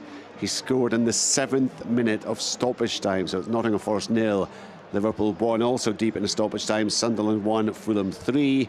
The 4:30 kickoff is Tottenham Hotspur against Arsenal. Right, let's get to events at Celtic Park. Pat Bonner, we talked about the difficulties Celtic might face if they went behind. Well, they did go to behind, and they went behind to an excellently worked goal from the visitors Hibernian, didn't they? Yeah, it was a brilliant goal. Beautiful goal. The cross was magnificent from Cadden, and there was, Paslak coming in on the blind side. Tonekti trying to deal with him, couldn't, and he got his header in from that far post area. But the cross that really made it fantastic cross. But that wasn't the only chance. The second chance was a huge chance. There was a beautiful ball, inch perfect. A ball flighted over the head of Scales for Martin Boyle, who just got on his shoulder. And I thought Schmeichel did well on this occasion, Richard. He's been getting a bit of stick, obviously, recently, but he came out, spread himself, kept himself strong, big, and forced Martin Boyle maybe to take another touch, and the chance was gone. But if that had to go on, as Michael said in commentary, that could have changed this game completely. Celtic, I think the fans would have reacted very hostilely, and they kept at it, Celtic. They got their goal. And that, to me, was a very, very important goal. I did say beforehand that they needed a bit more penetration through the middle from midfielders and so on. And that man Negrin again getting in and almost about 4 yards out, just to knock the ball home, which was, and that's him. That's been his season all year. He's been working, making those runs. I don't think he's a brilliant player out in the middle of the pitch at times. He gets frustrated at times, but he makes the runs, and that's how he gets his goals. Great, probably example for any young player also. 18 goals for the season for Celtic, for Benjamin Negrin, and my goodness, they needed that, didn't they, just before the interval? Yeah, it was incredible. Right on half time, and Hibs will be going in thinking wow, how do we lose that goal? Because they were doing well and they were playing really well. You know, they're working the ball through a third of the pitch, a threat up front with Martin Boyle's pace. Celtic lots of possession at times, but a bit predictable going wide, and it's like a competition between the full or wing backs and the wide guys, and that's where the goal came from, obviously, with 2 or 3 good crosses from that wide area, a couple of headers that went off target, but the critical one was at that last goal, and it just sets them up now, to be honest. They'll hear probably the result from Livingston, and they know it's just a score line at the not moment, the result, course, excuse me, but the score line. But that'll give them again more confidence to go out and try and get the second goal. But Hibs is a real threat, I've got to say. Played really well, I thought. I know Michael was off headphones just for a moment or two. Are you back with us, Michael? Indeed, yep. You are indeed. Good. Right, how do you see the second half panning out? Hibernian, do they just crack on doing much as they have been doing? Yeah, I would imagine it'll be you know, very similar to what you've seen in the first half in regards to Celtic dominating the ball, but Hibs looking threatening. It's you know, Packy and I were just talking there as half-time whistle was blown, and it was a good game, entertaining game. And you've got Hibs who the game plan's clear. You know, they're difficult, obviously try to make themselves difficult to break down, but when they do win the ball, they're springing quickly and they've got that threat on the counter-attack, and they do it pretty well. You know, it just feels like there are teams more capable now of actually making a fist of things when they come to the likes of Celtic Park, where trying to, obviously, you've got to always make yourself difficult to beat, but they're not just camped in with no ability or no prospect of getting up the park, and that dynamic's not going to change in the second half. It's going to be the same, that Celtic will have a lot of the ball. It's up to them to try and break Hibs down, and for Hibs, I think they've just got to be a little bit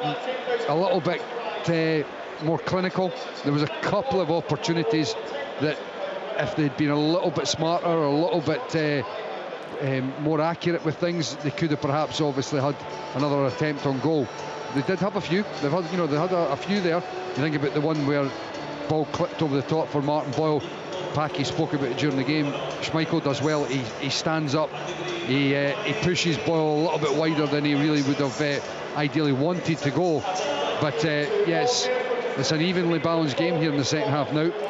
Players starting to re-emerge at the 2 stadiums. Half times, of course. Celtic 1, Hibernian 1, Livingston 1, Rangers 0. We've got commentary from Armand Vale available on BBC Radio Scotland 810 medium wave. Get it on Radio Scotland Extra on BBC Sounds. That's Livingston against Rangers with Al Lamont and Kevin Thompson. On BBC Radio Scotland FM, on Radio Scotland Digital on BBC Sounds. Of course, both games online at bbc.co.uk/Sports Scotland. Celtic against Hibernian with Michael Stewart, Pat Bonner and Liam McLeod. Scottish football lives here. This is Sports Sound. That is a beautiful finish! From BBC Radio Scotland. Welcome back to Armand Vale for the second half, just about to get underway. Rangers have made one change at the break. Bojan Majowski is on. It's Andreas Skol-Olsen who makes way for him for the second period in a second half in which Rangers desperately need a couple of goals to give them the victory and clearly keep Livingston out at the other end. But Livingston will have other ideas. They've been hugely impressive in that first half, and they will equally be looking to aid their cause at the foot of the table by, at the very least, clinging on to the 1-0 advantage they currently hold, or if not, expanding upon it. And you wouldn't put that past them, as Fernandez picks up possession in the early stages here at the back from Butland. No changes for Livy, as you'd probably imagine, given how well they played, as Chikwani feeds it forward looking for Chermiti, but off his line comes Jerome Prior, grabs that just at the edge of the box. Just in terms of that Rangers change, Kevin, it looks like Gassam has gone across to the right. Mikey Moore will pretty much play in that kind of left inside forward position with Majowski and Chermiti up front as a pairing almost. Yeah, like a front two. Obviously Majowski, you can almost see there, he's probably the one that will do the work back the pitch slightly to play more like a 10, but also more than capable of leading the line. Mikey Moore obviously switched out to the left, Gassama on the right. Probably more like a traditional 4-4-2 really. I would suggest it's probably more a 4-2-4, the way Rangers will probably dominate the ball, or they did dominate the ball in the first half. So the width normally comes off of Romans, which we can just see here at the moment, so I don't see much changing, to be honest. Here's Fernandez, well advanced, where he plays it back to the halfway line to Suter. Out to Gassama, sort of centre right at the moment. Plays it into the feet, or at least tries to play into the feet of Mikey Moore, but a Livingston player nipped in and won it back, and now Finlayson works it down the right-hand side for the impressive Smith. Cross comes Chukwani, robs him, pokes it back to Fernandez. Fernandez thinks about the back pass to Butland, instead turns and plays it to Romans, who's caught by Smith, and that will be a Rangers free kick midway inside their own half. Raskan looking to take it quickly. Rangers do need to up the tempo, Kevin, don't they, to just try and put Livingston under almost incessant pressure and build get the equaliser, and from their point of view try and get the winner. Yeah, 75% possession. I was looking at the stats just half time. They're 15 shots and goals, so it's not as though they've not had final third entries. They've not had some sort of pressure, but I think the scoreline suggests you that how lackey quality the final part has been, and that's been the Achilles heel for Rangers at the moment, no doubt. Listen, I know that's obviously obvious, the game's 1-0, but it felt watching the game that there was a real lackey endeavour and imagination in that final third, almost huffing and puffing a wee bit. So I'm pretty sure Danny Rose gave them a wee sort of rocket, and I'll expect a wee bit more, especially in the final third. Gassama's won a free kick over on the right hand side, midway inside the Livy half, and Tavernier's going to send this into the box by the looks of it, with plenty of Rangers players up in and around the penalty spot area, and it comes from Tavernier. A decent ball into the box, but it's knocked away by Muirhead. Romans will chase it across to the left hand side, and he'll take the throw in. Wanted Butland to come and get it from him, but Butland was staying back just outside his own area, and so now Tavernier has to come across and receive the throw in from Romans in this left hand side. Midway inside his own half, but bringing it forward and then trying to arrow it out towards Gassama. It looks like a good ball if Gassama can keep it in. He maybe needed to get a touch on it earlier than he did, and Montagno's able to collect after Gassama had to backheel the ball to keep it in play.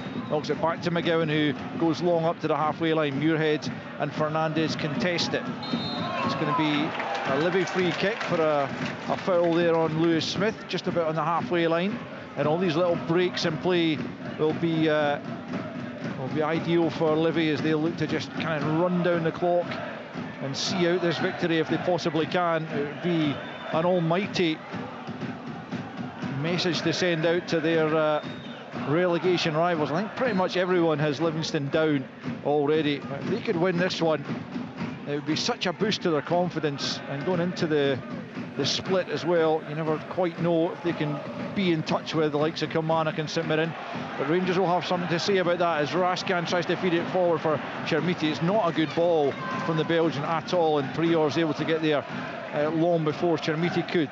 Picked up by Moore in the middle of the park, and Raskan once more will invite Tavernier to come forward, right hand side, out to Gassama. Montagno tries to come out and meet him.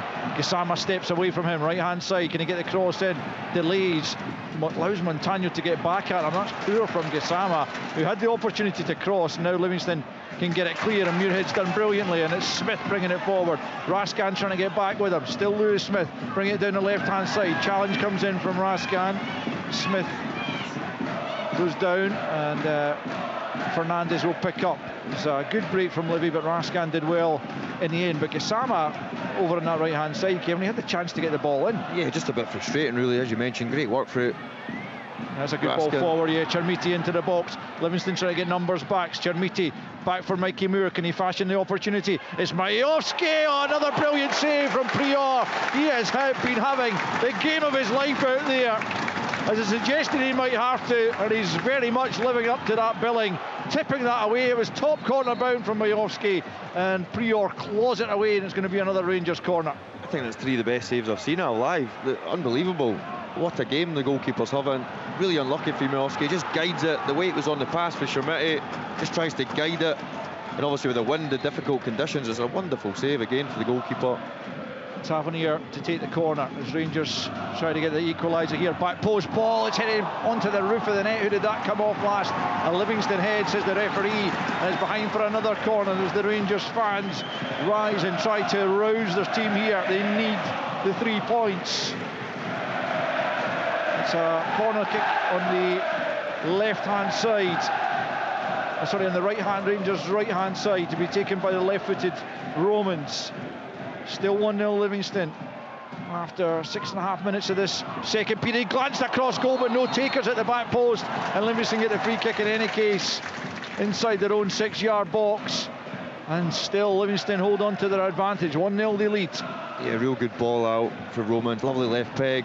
I still think the ball can come in with a wee bit more speed. It's still a wee bit floaty, especially when you think how big this Rangers team is. Albeit, you know, Livingston got a big backline, but when you think of Fernandez, how effective he's been at set plays, you know, real speed in the ball, make Livingston defend it. The one that actually comes, that ended up the resulting corner, Pryor just has a wee flap at it.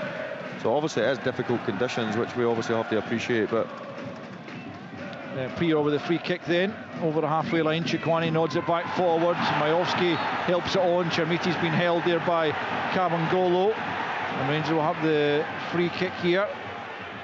Just about 10 yards or thereabouts inside the Livingston half. Still one apiece at Celtic Park between Celtic and Hibernian as Raskan takes the free kick out to Roman's left-hand side, leaves it to Moore. Moore up towards the edge of the penalty area on that left-hand side. Comes back onto the right foot, now it's Raskan. Raskan to the back post area. Tavernier rises, nods it down. It's going to be Majowski, he slips, and Livingston can come forward on the counter. It's Lewis Smith leading it, looking to try and find Robbie Muirhead. He manages to do that. He's trying to get beyond Suter, but Suter does enough to direct it back to Jack Butland. And it's still 1-0 Livingston after 53 minutes. Chermiti nods it down to Tavernier. Rangers still looking for an equaliser. It's Mikey Moore now up towards the edge of the penalty area. Out to the left-hand side, Romans across goes. Kabangolo meets it at the near post. And Livingston managed to get it back out the box. Not for long. Chikwani though can't find Moore. And Danso's able to pick up and feed it down the right-hand side. It's going to go out of play. And a Rangers throw-in. Still not happening for the visitors. Sorry, Cameron, you go. I was going to say you can sense it though, Al, a wee bit. The crowd are getting behind Rangers. The noise is just ramping up. Tavernier though, all the way across to Romans. Romans, can he cut it back? Moore with a chance. It's blocked on the line again. Was it Prior that got there, or maybe Danso? Either way, Livingston keep it out of their own goal mouth. And Rangers pick up once more. It is ramping up. As Tavernier though takes a poor touch, and now it's Macaulay Tate over the halfway line. Suter's with him. Can he keep pace with him? It's Macaulay Tate still. Does Suter get the touch on the ball there? No, the referee's given the free kick to Livingston out on that left touch line. And just almost right on the touch line. Livy will have an opportunity here from the set piece to add to their advantage, which they hold on the 54-minute mark, leading by a goal to nil.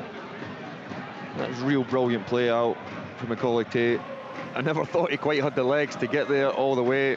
It's certainly an area that John Suter don't want to be defending. They channels, you know, isolated 1v1.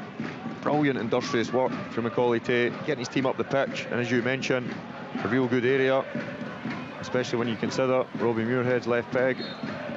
Well, it's not too dissimilar an area from which they got the only goal of the game so far. It is Muirhead left-hand side into the near post.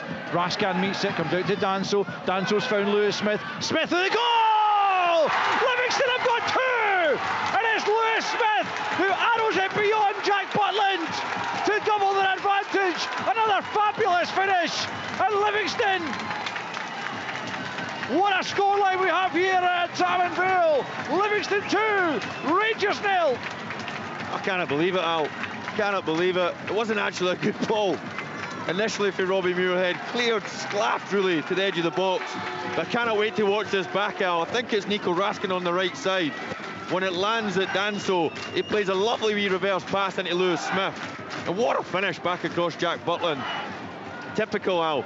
Defence comes out, second phase, nobody's picking up on the way out. Livingston capitalised, brilliant wee reverse pass, and a brilliant finish for Lewis Smith. Fourth goal of the season for Lewis Smith has just given Livingston a massive shot in the arm as they look to make this great escape that we've all been talking about but also puts a huge dent in Rangers' title ambitions. And they have just been working ever so hard, Livingston, but they have had quality when it counts in the final third. Something you can't say about Rangers this afternoon. And Rangers' unbeaten run is in real danger here. Celtic came from 2 goals behind to win at Rugby Park last Sunday, and Rangers need to come up with something equally as special to keep pace with Hearts at the top of the table. And it hasn't looked likely, really, you'd have to say, as Rangers get the corner, I think, over on that far side. Yep, it's going to be a Rangers corner, but well, they desperately need to have a reaction, and quickly, or else this game is going to run away from them. 2-0 Livingston. Who had that in their coupon? As Romans prepares to take the corner kick from the right-hand side into the 6-yard box, and it's Cavangolo wins it again. Moore returns it with a header that's going to go straight through to Jerome Prior. Comfortable take, and he's going to bowl it out for Macaulay Tate here, this time down the right-hand side. Moore's trying to stay with him. Tate tried to switch that for Pittman. He gets it a bit wrong, and Butland claims it and immediately bowls it to Romans, who's currently over in the right back position. Back in field to Suter, and now Fernandez. Well, I mentioned that Morton's long unbeaten run ended with a shock 3-2 victory over Graham Souness's Rangers back in '88. As Livingston's long winless run going to end with a victory over the same opposition. As Roman's right-hand side, forward for Raskin at the edge of the box, tries to nudge it back out to his right. Romans picks up once more, left-footed in towards the 6-yard box, but it's one of those floaty crosses that Kevin Thompson's been talking about, and it's an easy take for Prior. And we have played 13 minutes of this second half, and it's Livingston 2, Rangers 0. Yeah, just no belief in it, Al, really. You know, a real conviction in that cross, proper whipped into a real good area to allow people to go and attack it, but they also allow, you know, Livingston defenders to have to defend it. When it comes loopy and too close to the goalkeeper like that, all a waste of time. Chermiti down, but Majorski can't get there ahead of Cavangolo. Livingston pick up in the middle of the park through Tate, and now McGowan for Cavangolo, closed down, but gets the pass off to Tate, back to McGowan, out to the left-hand side for Montano. Into Pittman it goes, spins away from John Suter, and now he's got options here on the right-hand side. One of them's Danny Finlayson. Finlayson, low ball, and it's a good ball, and Muirhead just can't stretch to knock that in at the back post. Thought about sliding in and then felt like he wasn't going to reach it anyway, and Rangers survive, but Livingston still a threat on the counter as they look to defend this 2-goal lead. Oh, it's brilliant, Al, it really is. Pittman, I think he gets initially a wee bit lucky, just gets caught under his feet, and then he has a wee pirouette. It's a brilliant ball in for Danny Finlayson, just begging for somebody to attack the 6-yard box. Not sure if he just run out of steam a wee bit, Robbie Muirhead at the back post there, but it was an antagonising cross. Fernandez looking to find Gassama. Now it's a foul on the edge of the box. What's the decision here? It could be a red. It is a red card. It's Christian Montano who's been shown it. It was a despairing tackle to try and stop Shady Gassama, and it's right on the edge as well. I think it's going to be a free kick rather than the penalty. Difficult to tell right from this vantage point. We're quite far away from the action, but it looked like it was just outside. But nonetheless, Montano just caught on his heels slightly. It was a good ball from Fernandez. Gassama had made the run on the blind side, and Livingston reduced to 10. And well, they're in a good position certainly in the game, but with half an hour to play with 10 men, of course it'll be checked by VAR, but instinctively, Kevin, it looked like the correct decision from the referee. Yeah, I thought the same, Al. Just because it's so close to the goal, there's such little margin of error to try and recover. As you mentioned, it's a brilliant run for Gassama, blind side for Montano. It's a great ball, a lovely wee threaded one. My initial thought, Al, was that he was going to be in a real, well, he's literally a yard away from the penalty box. He was going to control it and he was going to get his shot off. I couldn't see any other than a real goal scoring opportunity, so I'm not so sure it'll be overturned. I don't see the Livingston bench, Marvin, Hastings down there, I don't see them having a real go at the fourth official as if they think it's going to be overturned. The referee certainly listening to David Dickinson, who's on VAR. It's definitely outside the box. I'm seeing a replay here, so no question about it being a penalty, but Christian Montano will hope that there is a reprieve here, but Not sure how likely that is. I think it might have been Ryan McGowan that was just inside, but they almost looked as a normal back line should look. They were almost playing like in a straight line, obviously for the offside. But red card's confirmed, and Rangers will have a free kick on the edge of the box, and well, Montano is applauded off. But his side are down to 10 men for the closing half hour, and Rangers need to try and take advantage of that if they are to keep their title hopes alive, you would imagine. And then they could really do with scoring from this free kick. Livingston looking to keep them at bay though. Tavernier is over it. It's right hand side of the penalty area. It's Tavernier who goes for it, takes a little nick on its way through and glances wide. Not sure who it came off in the wall, but regardless, it was probably a crucial touch. And Rangers will have the corner as we're going to get a change here for Livingston, looking to just counteract the loss of that player there. Babacar Fati is going to come on for the man who scored the second goal. You identified him pre-match as a key man for Livy, and Lewis Smith has been absolutely terrific, Kevin. Yeah, he's been brilliant. So much speed out. He takes his goal terrifically well. Lovely left peg. But he's been a real threat for Rangers. Yeah, they've had to suffer at times, but when the ball turns over, he's been catalyst for that counter-attack. It's a shame that he's had to come off for Livingston, because when Rangers start to push the space down the sides of them, you could argue that he could be even more effective, but obviously Marv having to shuffle the pack, and now it's probably hands to the pump for Livingston. They're probably going to need to play on the edge of the box and defend for their lives for these next 30 minutes. Yeah, it's a corner to Rangers. It's taken short on the left hand side. It's Moore and Tavernier. They've got an overload here. Back to Tavernier to the back post. Rangers hoping for another corner, but the referee says no, it's goal kick. So it's Babacar Fati, who's just come back from an injury. He played 3 games after making made his debut against Aberdeen, having signed in January from Finnish football. And Marvin Bartley will be hoping he can make a decent impact. He'll probably have a lot of defending to do, as he replaces Lewis Smith, the scorer of the second Livingston goal. It's Livingston 2, Rangers 0 with just under half an hour to play. Chermiti coming down the left for Rangers. Gets aside another corner kick here.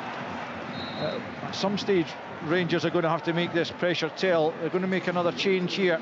Rangers, Ryan Naderi is going to come on, and it's Chukwani who's making way. So it's another attacking change for Rangers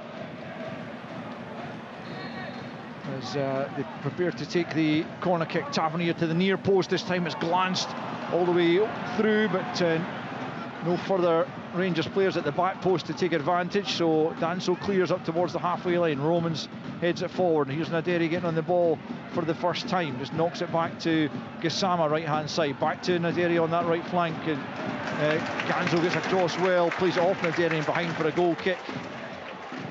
Still just over 25 to play. Livingston 2, Rangers 0. It's 1 apiece between Celtic and Hibs at Celtic Park. 2 score lines that will delight the Hearts fans amongst you, no doubt.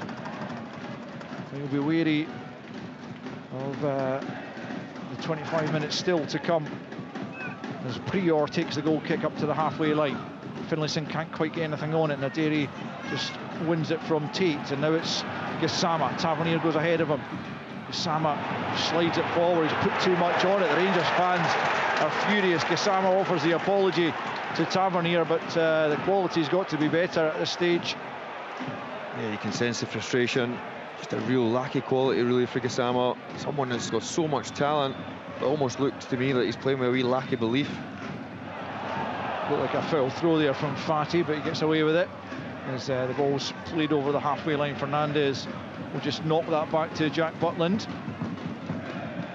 who immediately plays it back out to Fernandez here on this left hand side, bringing it up to the halfway line. Rangers trailing by 2-0. They've lost just twice in the Premiership already this season, as Gassama again tries to play it forward to Tavernier, and this time he plays it straight to Fati instead, and the Rangers fans not liking it. Gassama's confidence taking a bit of a battering, you feel. This time he has picked the pass to Fernandez. Fernandez straight forward for Mikey Moore at the edge of the box. Rangers need a bit of inspiration from the likes of Moore, and then Fernandez has knocked it straight behind to the delight of the Livingston fans round about us. And Rangers are suffering out there as Marvin Bartley looks like he's going to make another change. But it's been a real off day for Rangers so far, Kevin. Yeah, listen, if you've ever had a time in a season out where you're going to be tested, personality, character, you know, all these things that you need, especially to go over the line with it being so tight. Your competitors winning yesterday, your arch rivals across the city, drawn obviously at the moment, but if you don't take care of your own business, then unfortunately you cannot worry about anyone else. Danso doing well in the middle of the park. Macaulay Tate has gone down, but play continues as Prior finds only Tavernier as Olivier about to make a couple of changes. Silla and May coming on. It's into the box for Naderi, right hand side across goal. Somehow it's kept out again on the line. It's brilliant defending from Danny Finlayson, I think it was. It got there, but Chermiti lurking at the back post looked like he was about to turn it in, but Finlayson got enough on it, and it's only a corner for Rangers, who still trail by 2-0. I don't know why that's not ended up in the net. Brilliant play for Danny Finlayson. Better for Gassama. Brilliant for Nadiri. And it comes to the 6-yard box. Prior with a good fist, only as far here as Romans. Romans back out to the left-hand side to Moore. Moore will curl it back in to the danger area. Brilliant take by Prior, though, takes all the pressure off his defence. And at the midway point in the second half, with Livingston about to make a triple change, Jeremy Bukila is also going to come on here. They still lead by 2-0 the bottom side.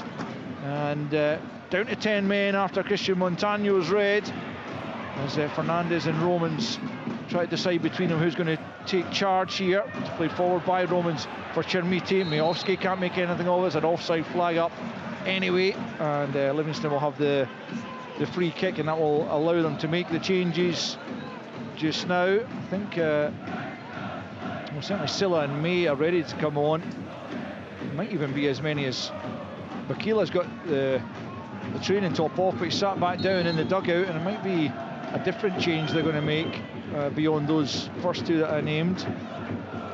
But Bakila certainly sat back down, so it might be Joel Newbley who's going to come on for his first appearance in his second stint. And he's caused Rangers problems in the past. Rangers causing enough problems of their own. Self-inflicted ones at this stage. Newbley's got the shout for whatever reason. Bakila had the training top off, was ready to come on, but it's going to be May, Newbley and Silla as Muirhead though prepares to take a throw in on this near side. Into the Rangers penalty area it comes. Raskin left it, and Wilson picks up possession. Now Finlayson feeds it into the back post. Cabangolo's up there. He'll go and try and keep it alive here under pressure from Tavernier. Tavernier just got a little touch on it, and it's out for a Livy throw in. Still 2-0 Livingston. It's real cute play, Al, for Livingston. You know, taking their time, and rightly so. You know, to take the throw-ins, not loading the box too much, albeit the big lads are up, but secure behind the ball. Great ball in for Danny Finlayson. Marvin will be delighted. You know, you talk about game management and being clever and being cute, being streetwise. Livingston are certainly doing that just now. It's been a terrific performance, and they're in the Rangers penalty area, and Muirhead just trying to manufacture a shooting opportunity, couldn't quite do so, but Rangers haven't got it fully clear. Now Raskin should be able to do that, and he gets it forward over the halfway line, and Chermiti will give chase. McGowan knocks it back to his goalkeeper. He's done well, and Prior picks it up. It looked like it might have been a pass back, but McGowan gets away with that. I don't know where it hit that for Ryan McGowan. I thought when it was in the sky and it was coming down, it would become a leg race. I thought, oh no, here we go. He's done brilliant, Ryan McGowan. I'm not so sure if it maybe actually just come off his shin or... Yeah, possibly. Raskin penalised in the middle of the park, and nothing seemingly going Rangers' way just at the moment with just 20 minutes to play. They might be up against just 10 men, but they've not really created all that much since having that advantage, and they're looking for a minimum 2 goals here.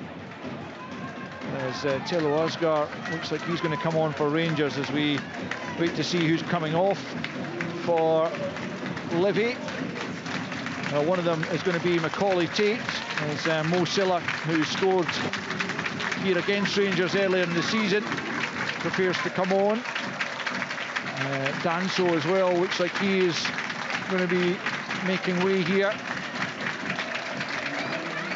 And final change is Robbie Muirhead. But rightfully so, the Livingston fans applauding all three players off, because it has been a terrific effort thus far, and they have all played their part. As Robbie Muirhead is the last one to make his way off, and Joel Newbley will come on, having re-signed, having returned from Chinese football after a couple of years out there. And he was a big hero, a big talisman for Livingston in his previous spell. Let's see what he can produce here this afternoon with just about 20 to play. Suter gets his head to the free kick at the edge of the box. Finlayson next to it, but it'll be picked up by Fernandez, right hand side. Plays the early ball forward, looking for Gassama. It's off Fatty and out for a Rangers throw, and as Asgar prepares to come on, Rangers take the throw in quickly, though, back to Tavernier, right hand side, midway inside the Livy half. Gets it back from Raskan. Here's Gassama once more, about 15 yards from the corner flag.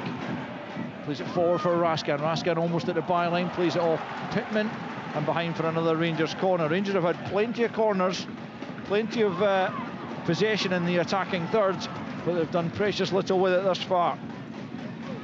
What can they do here as Romans goes across to take this corner kick? Gassama goes and offers himself short. Straight into the area though. And again, it's a Livingston head that wins it, and it's Pittman who gets second ball as well. Picked up by Moore at the edge of the box. Can he get the shot off here? Leaves it to Tavernier instead. Livingston quickly out to try and meet him. Fernandez gets it across goal, but it's Livy who pick up, and Finlayson just batters the ball forward and out of play, and that allows Rangers to make the change, and it's going to be John Suter coming off and Telo Asgar coming on, and it's another attacking change. They need goals, they're going to have to take chances, albeit they're against 10 men, but we've got plenty of attacking players on the field of play now as Gassama picks up good control from Tavernier's forward ball, but he's well challenged there by Stevie May, who then goes down under Gassama's challenge, wins Livingston the free kick. It's brilliant play again, this time from Stevie May. Yeah, I have to say, Al, Livingston, when it comes to duels and body contact and, you know, winning the 50-50s, you know, you could argue Stevie May there was second favourite to Gassama, you know, under control after a good first touch, but, you know, tenacious, right up for it, sleeves rolled up. Marvin must be absolutely delighted. Listen, I know there's still a long way to go. I certainly wouldn't rule Rangers out, but to a man, Livingston, you mentioned the 3-1s that come off there, Al. You know, I thought Macaulay Tate was absolutely superb. Here's Mikey Moore coming forward. Chermiti's up to try and help him. Moore turns inside. Finlayson plays it behind a couple of Rangers teammates. Not sure what he was thinking there, and it's gone behind for a Livingston goal kick as they get closer and closer to what would be a momentous victory. They're looking for just a 4th win over Rangers in their history, and it would be a very good time to get it, certainly from their perspective, as they try and avoid relegation. Coming into this one, 9 below Kilmarnock. Kelly wouldn't have been counting on a Livingston win today, as Prior takes the goal kick over the halfway line, nodded down there by Naderi on the right hand side. Flicked on now by Gassama. It's Chermiti picking up, tries to play it through for Moore, gets the break of the ball there, Chermiti, but couldn't do anything with it, and Silla manages to clear up towards the halfway line. Chermiti thinks about what to do here, Newbley closing him down. Asgar's there to help him out, back with Fernandez just inside his own half, and now it's Tavernier clipping it to the left hand side. Not sure any Rangers player is going to be able to catch that, and it's behind again for a Livy goal kick. And this is not the type of display of a team that looks like they're going to win the title, Kevin Thompson. I'm honestly actually scratching my head a wee bit, Al, how many misplaced passes and unforced errors, really. You know, the Mikey Moore one just before that, passing it straight out for a by kick. James Tavernier overhitting one there, straight out for a by kick. You know, so many careless turnovers, really, and, you know, not a tactical thing. I was looking at Big Shermiti just earlier. I think he slipped 3 or 4 times. I understand the surface, I totally do. I'm not naive, but, you know, it's certainly not been Rangers' day today. After, as you mentioned, at half-time, I thought they started reasonably well, you know, in the ascendancy. No doubt the goal took the stuffing out of them, but they've had a real lack of quality all over the pitch today, Rangers, which has been disappointing to see for how well the team have done and the plaudits that they've had in recent times after a brilliant performance last week against Hearts. Well, this is the thing, isn't it? If you're going to go and beat one of your title rivals with a really impressive performance one week, you really have to back it up by beating the bottom of the league side the next week. Otherwise, you probably don't deserve to be title winners, as Cammy Kerr is going to come on, I think, for Danny Finlayson, who's down receiving a bit of treatment right now. Yeah, one thing's for sure, Al, people don't give you titles for nothing. You need to earn them, you need to work for them, and the table doesn't lie. You know, Hearts are at the top of it for a reason. They've had a superb season. I thought the big two chasing them looked like they were going to close the gap. Well, they have closed the gap, but I thought Hearts were there to be shot at, but they keep on maintaining that lead, so fair play to them. Yeah, absolutely.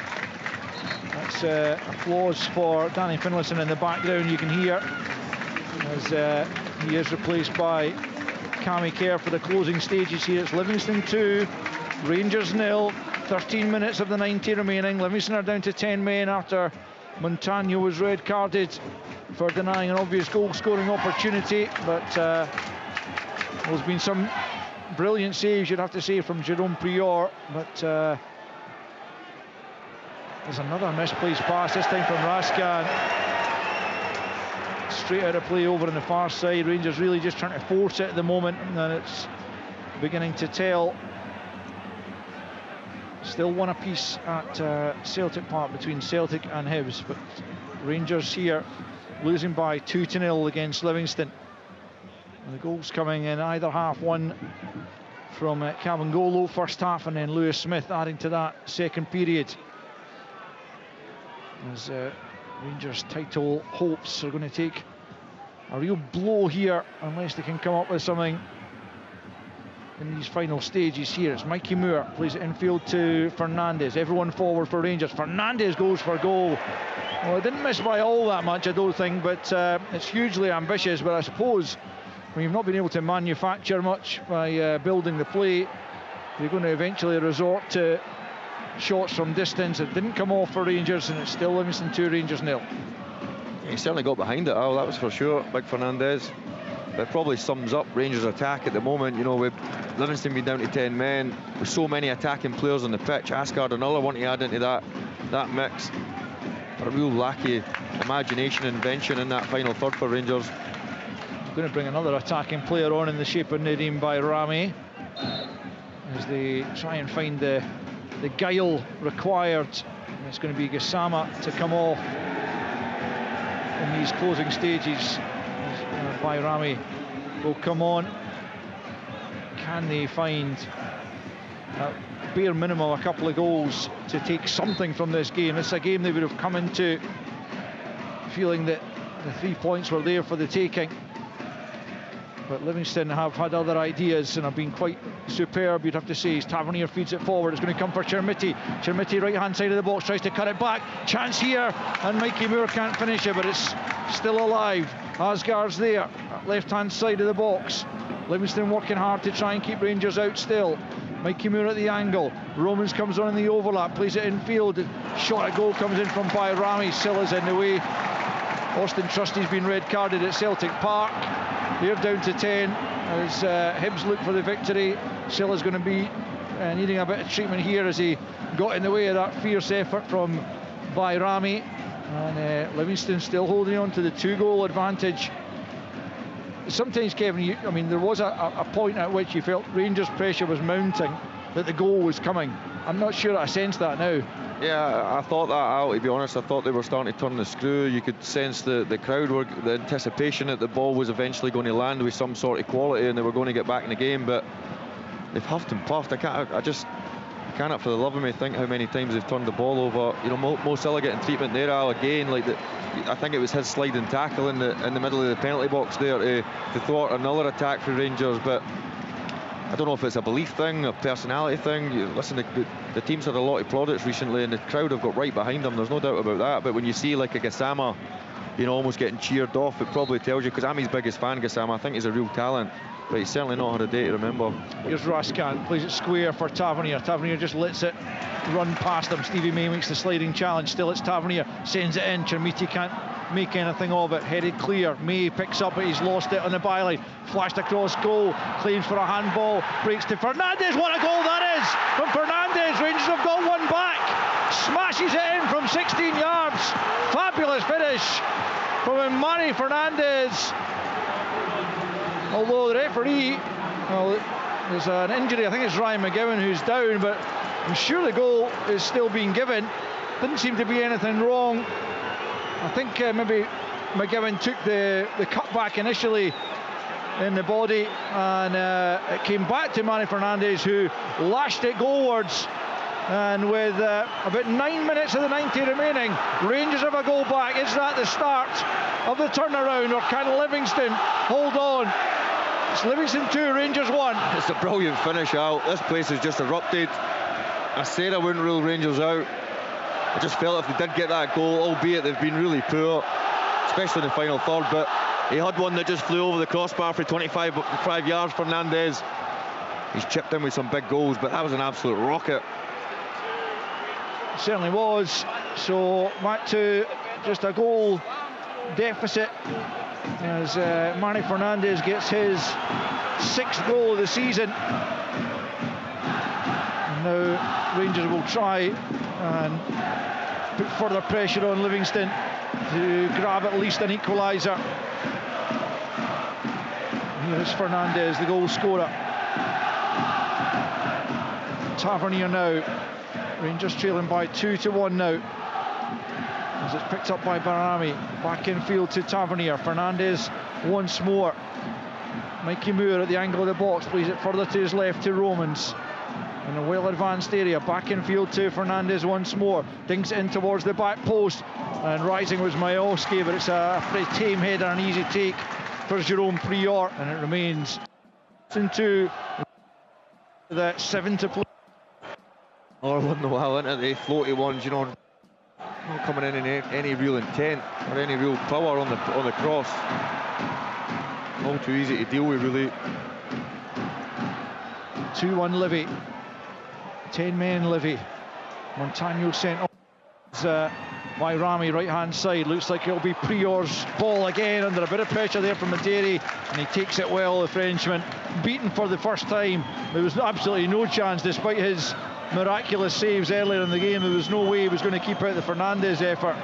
But if they do hold on to the victory, he will have played a massive part in it for sure, as Tavernier just nods it back to Jack Butland and then gets the ball back. The Rangers fans urging their side forward once more into Raskin in the halfway line. Back to Tavernier, right hand side. Livingston trying to shut off the angles. Forward it goes to Bayrami on the right flank. Back to Tavernier. Crossing opportunity here for Tavernier. Sends it into a decent area. It's headed away by Cabangolo. Newbley picks up at the edge of the area. Stays composed. Tries to hold on to it, but he's been dispossessed. The referee stopped play for a head knock. The Rangers fans aren't happy, but he's got to do that.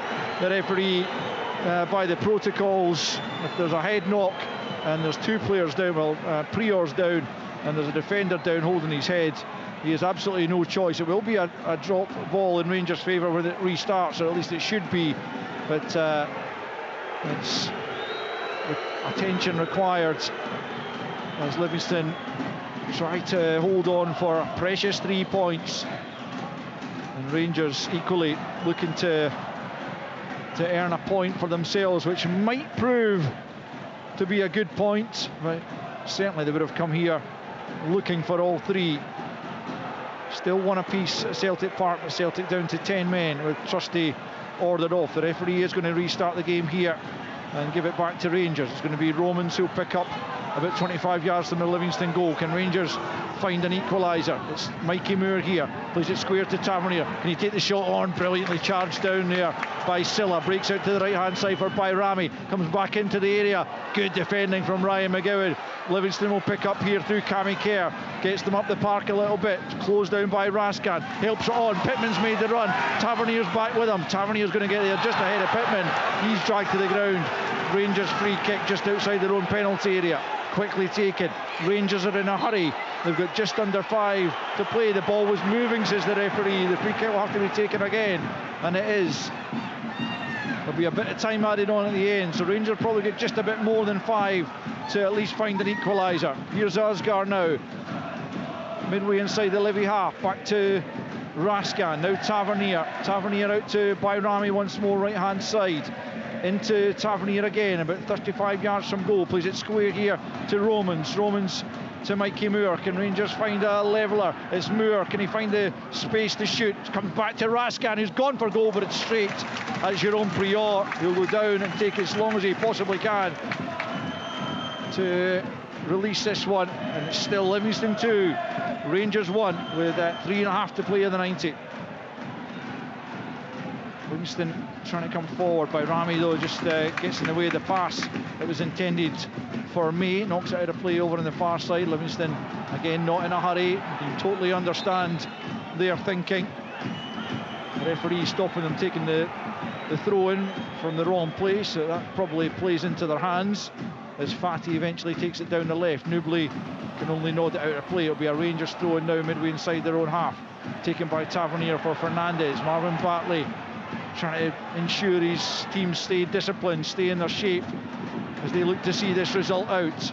It's Romans left-hand side, met by Cabangolo, come across the box to Bayrami. He fires it back in, it's blocked. Tavernier now at the edge, back out to Bayrami, right-hand side. Livingston holding on here, back to Tavernier, into the area. It's in! It's Mikey Moore who's got the last touch, I think. It's Tavernier sent it in. If it took a touch off Mikey Moore, it was the slightest of touches. And Rangers have hauled themselves level from 2 goals down. As Chermiti's shown a yellow card for trying to get the ball back, so is Prior for trying to hold on to it. Rangers are level from 2 down, it's 2 apiece. And maybe, just maybe, there's time for a winner. Wow. I think it was Bayrami, one at the cross that comes in. It looked like Raskin, Mikey Moore, they wear their low socks with their white boots. Unbelievable. And by the way, I wouldn't rule out a winner here, that's for sure.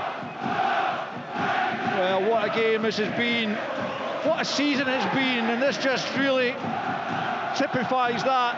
It underlines the quality. The referee has just been having a word there with his 4th official before restarting the game here, but we are back underway.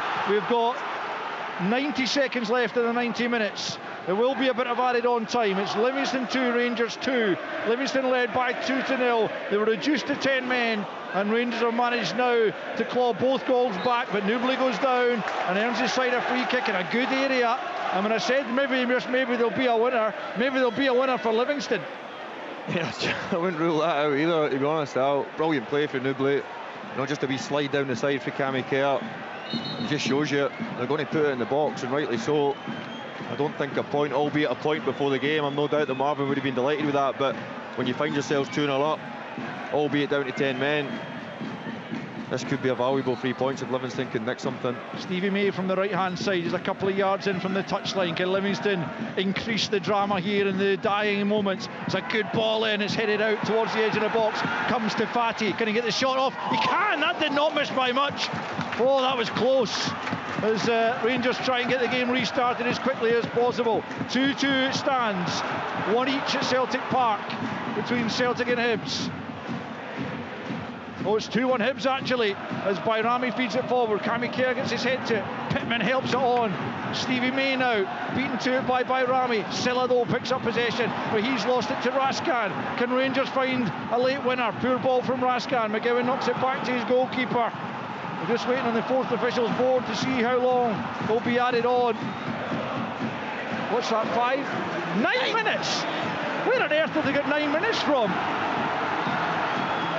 I cannot believe, I've never seen, I just cannot fathom that at obviously all. The subs now, but obviously Danny Finlayson was down, one of the Prior's been down obviously a wee bit, but I thought 5 or 6 possibly. Here's Mikey Moore running at the Livingston box, having scored the equaliser into the near post, blocked by Pittman.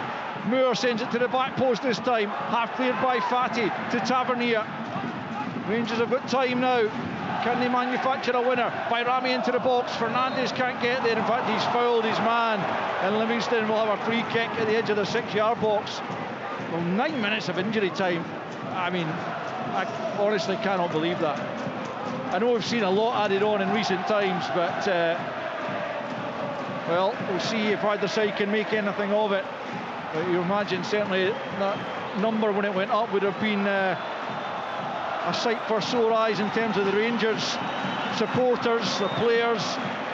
There's another stoppage here, so it's going to be beyond the 9 minutes. As the Livingston defender Cavangolo, who got us underway with the goal scoring, is helped to his feet. So 2-1 Hibernian at Celtic Park. I didn't get the goal scorer for that one, but the Rangers fans have certainly got wind of it. As Prior takes the free kick over the halfway line. Can Livingston hold on for a point? It's got to be the least they deserve, you would have to say, over the course of the 90-odd minutes. Here's Stevie May on the halfway line, tracked by Fernandez, trying to hold on to it. It's Fatty feeding it forwards. Tavernier's in the way, but Stevie May's pinched it, or he thought he had Kai Andrews as the Hibs goal scorer, incidentally, to make it 2-1 at Celtic Park. They're playing against 10 men as well, as are Rangers, as they come forward here through Bayrami, right-hand side, looking to win it late on here, having hauled themselves off the canvas with 2 second-half goals, trailing 2-0.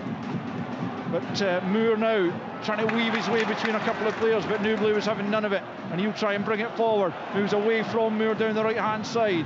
Joel Newbley challenged by Romans. He's won it back for Rangers. Moore now into Chermiti, out to the left to Romans, leaves it to Asgar. Asgar about 25 from goal, chips it into the penalty area, chested down, but Stevie May will get there first, and the referee says it was a handball inside the box by a Rangers player and awards a free kick to Livingston.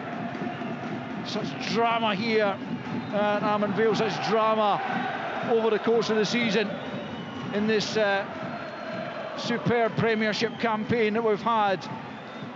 And if things stay as they are, it's been a wonderful afternoon for Hearts, a wonderful weekend after their victory over Falkirk, as Prior takes the free kick over the halfway line. Romans now heads it forward. Chermiti will keep it in, tries to play it back in field for Moore. Cammy Kerr's in the way. Asgar helps it back forward for Majowski, just helps it over the top. Mikey Moore could be in here, edge of the box, challenge comes in. Did that take the ball? The referee has a look, says yes he did. Well, if that is a fair challenge, it's an absolutely brilliant one, as Mikey Moore bore down on goal. He'll be checked by VAR, of course. Actually not sure who got back to make that challenge. I think it was Cammy Kerr out in the right back area. It's a sensational challenge if he's made that cleanly, Kevin. It's unbelievable. Risk, when you think you risk and reward, Mikey Moore tracking down on goal. Brilliant tackle. I don't know how he's managed to get his leg round Cammy Kerr. But what a tackle, because he was destined to get his shot off Mikey Moore. We're right behind it, so we can't tell from this angle if he took the ball cleanly, but if he did, it's an unbelievable challenge to deny what would have been a clear sight of goal for Mikey Moore, again, as he tried to find the winner. The referee is just waiting on VAR, David Dickinson, to have a look at it and make sure it was a good challenge, as the referee felt it was at the time. If it's not, it'll be potentially, again, I couldn't tell if it was just inside or just outside the box, so we'll have to wait and see on that front. Just about to see it. That looks like it is a good challenge, actually. I thought it was just outside the box out. I just thought Cammy Kerr, he gets his... No, he's hit Mikey Moore's leg first. No, maybe not, yeah. The referee might have to come and have a look at that.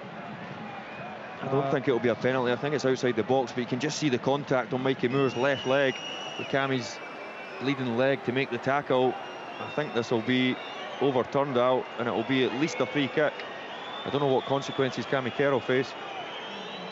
Well, if it was inside the box, it would probably be a yellow card, because it would go down as making a genuine attempt for the ball, even though he's denied an obvious goal-scoring opportunity.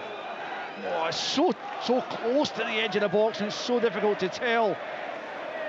If it is inside, he would probably get away with a yellow as a result of that, but it would be a penalty.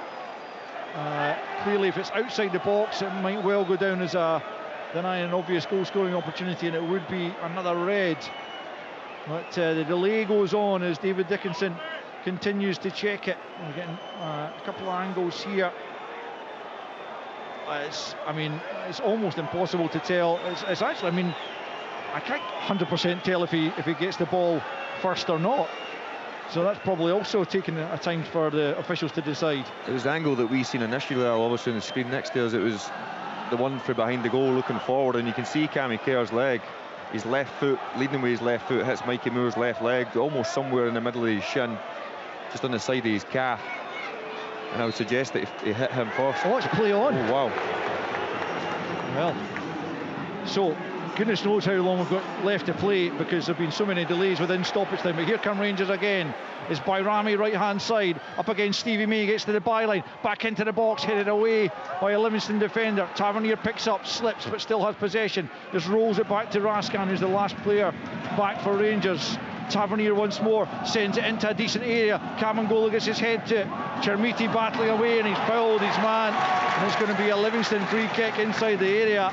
And time running out. We've played almost 7 minutes of the 9 originally added on, but there's going to be, I would guess, maybe another 5 potentially to be added on beyond that. So it's really anyone's guess, but we've had lengthy delays within stoppage time to add to the slightly surprising 9 minutes that were originally added on.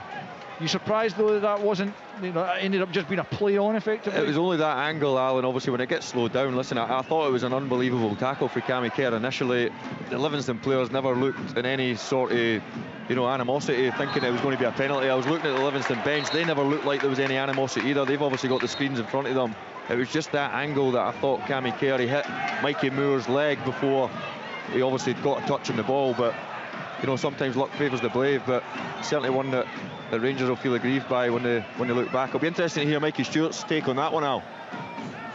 I never look forward to hearing his take on anything, to be quite honest with you. But Stevie May's got a free kick here for Livy on the right hand side, about 10 yards inside the Rangers half.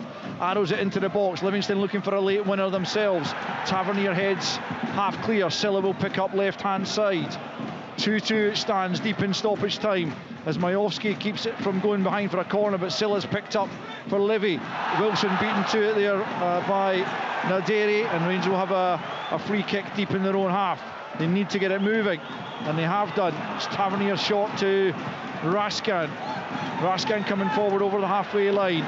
Rangers still need to keep composed. They need to pick the passes correctly to find the winning goal. It's Tavernier out to Bayrami right hand side. Another crossing opportunity. Brilliant clearance by Kabangolo to knock out for a throw on the far side. He has been unbelievable, Al. He has been, I'm no joke, there's some of the if you could clip his clearances today, his goal, he has been absolutely sensational, the big centre back. Rangers come again. It's Raskan, but he's blocked through Fatty, and Oscar miles over the top. Really rash effort from the Norwegian international.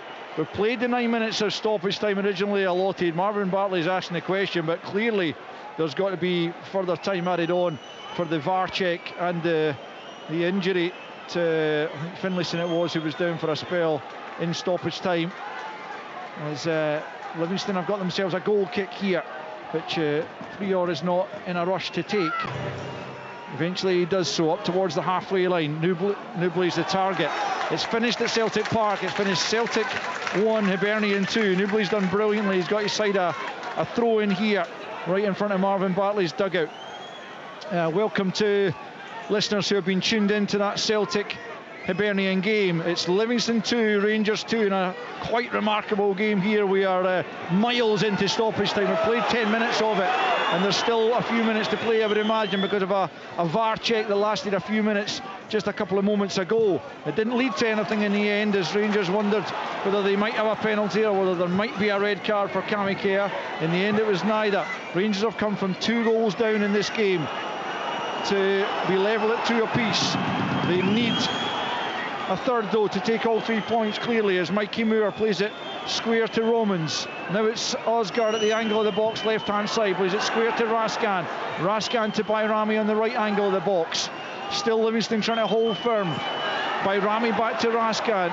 They need to find a meaningful pass here at the end of this. It's Bayrami into the box, knocks it back for Tavernier. Tavernier with a low cross, a poor one, headed away by Pittman, gathered by Asgard. The Livingston fans want the final whistle. Asgard back into towards the back post, and by Rami was offside as he tried to meet that in the run, and it's a free kick to Livingston. We have played now 11 minutes of stoppage time. I would imagine there might be a minute or two still to play because of the length of that VAR stoppage just a few moments ago. Livingston led in the first half, a wonderful Cabangolo volley after 14 minutes, added to by Lewis Smith on 56 as he arrowed it past Jack Butland. There's the full-time whistle though. It's all over. And Rangers have come back to earn themselves a point in a game that they would surely have been looking for all three. Livingston out on their feet out there after an incredible effort over the course of the 100 plus minutes that we played here. They are good value for at least that point. They thought they were going to win it, but in the end Rangers stuck to their task and got the goals back in the last 10 minutes of the 90 as Fernandez initially lashed in to reduce the deficit before Mikey Moore glanced a header into the back of the net to make it 2 apiece. Well, an absolute load of added on time at the end of this, but it wasn't to be for either side in the end. I'm not sure a point does either of their causes any great help, but in the end they'll probably both take it. Livingston clinging on to some extent at the end, Rangers having to claw themselves back from 2 goals down. Another fascinating game in the most fascinating of seasons in the Scottish Premiership. It finishes at Avon Vale. Livingston 2, Rangers 2. Scottish football lives here. This is Sports Sound. That is a beautiful finish! From BBC Radio Scotland. What an incredible afternoon it has been. Celtic 1, Hibernian 2, Livingston 2, Rangers 2. We'll have reaction. That's coming up on BBC Radio Scotland 810 medium wave, or if you're listening on BBC Sounds, that'll be in Radio Scotland Extra. You get it online as well at bbc.co.uk/Sports Scotland. Coming up on FM after the 5 o'clock news, your requests with Gary Innes. So this is Sports Sound. And we will hear from the teams who have been involved in this stunning afternoon. The real winners this afternoon, Heart of Midlothian, who are now 4 points clear at the top of the table with just 10 games to go. They're on 60 points. Rangers on 56. Celtic with a game in hand on 54. And Motherwell with a game in hand on 50. Livingston, of course, remain rooted to the bottom of the table. They are 8 points adrift of Kilmarnock, and of course for a large part of that afternoon it looked as if it might be a famous victory for Marvin Bartley and his team, ahead 2-0 through Cabangolo and Smith, but Christian Montano sent off, and those 2 late goals from Rangers, Emmanuel Fernandez and Mikey Moore. There was a big shout for a penalty in what about the 94th minute, 4th minute of stoppage time. Kerr with a challenge on Moore. The big decision would have been, was it a foul in anyway, which it does seem to have been. Was it inside or outside the box? It took an awful long time for VAR to confirm, and eventually they clearly determined, well, certainly it wasn't a penalty, and play was waved on. So a relief for Livingston. Rangers, though, dropping 2 points in this title race. Celtic dropped all 3 in the title race. It's just been phenomenal. Just when you think that you begin to wonder if things might settle down, it all goes absolutely crazy. And that is another afternoon to remember in this phenomenal season of top-flight Scottish football. So Celtic 1, Hibernian 2, Passlack and Andrews for the visitors. Nygren with his 18th of the season. Austin Trusty sent off in the 74th minute, and deservedly so. It was a ridiculously aggressive... he kind of pushed his hand down, slammed his hand down on the arm of Jamie McGrath, who was holding on to him as the players do in the box there. But the reaction from Trusty was ridiculous. It was aggressive, and it was a clear sending off, and that was why Celtic were down to the 10 men for the closing stages of that match. Full time, Celtic 1, Hibernian 2. Pat Bonner, a big afternoon of disappointments for your old team. Yes, very much so. And of course it all changed with Trusty sending off, and I thought Hibs handled the game really, really well after that, and he kept the ball. He might have maybe went on to try and win it, but he didn't. They almost kept just possession, and Celtic just couldn't get the ball at times, and they couldn't get any momentum thereafter. And then, of course, you know, they get that second goal, which was a brilliant goal, I've got to say. Beautiful. He taken down low into the corner. Schmeichel, no chance. And Celtic didn't create anything. A couple of half chances, and that was it. So they run out of luck, as they had before. They had the luck with them. Today it wasn't that case. So it looks like Hearts are the team that can only throw it away. You know, at this point in time. I mean, you say throw it away. There are still 10 games to go. I know that, but they're in a strong position. If you were Celtic or Rangers in that position, you'd be saying, "Wow, we'll never not going to catch them." So Hearts have got to handle the next period, and if they do handle it well, and then of course Celtic and Rangers have got to play each other, and they've got to play each other twice. Next week and then thereafter. Yeah. So look, there's still various. Yeah, there are various head-to-heads to come.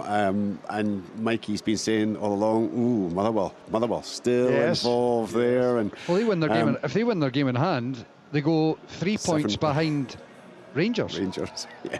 And of course, if Celtic win their game in hand, they're just 3 points behind Hearts. Yeah, absolutely. So it just makes for an incredibly exciting. You know, you're sitting here watching this game on the edge of your seat because everything that is on the line with it, and then you know obviously the result coming in from Armand Vale as well, and it just is the permutations and the ramifications from all these games is just, it's incredible. It really is. And it's what makes it so exciting this season, because there are 4 teams here competing right at the top, and then you've got Hibs, who are in 5th, who, as we've just seen, are capable of coming to the champions and picking up 3 points. First time since 2016. Yeah. But this is a good Hibs side. They just haven't had that consistency of results this season. But on their day, as we've just seen today, they are capable of beating anyone. Talk to me. Let's just concentrate on Hibs for a moment or two, because that's a brilliant win for them. Talk to me about that Hibs performance, guys, and they deserved it. Yeah. Even in the first half, when it was 11v11, I thought they played really, really well through the thirds of the pitch. They had to defend at times, of course, when Celtic had lots of pressure on and control. But Celtic were going from side to side, only almost down. I think the left-hand side was a bit of a problem for them, with Tierney, Tonecti over that side, and that's where the goal came from. But overall, I thought they quite handled that. And then they built the game at times, and they created a few chances, probably even maybe better chances than Celtic had. And from that perspective, they deserved.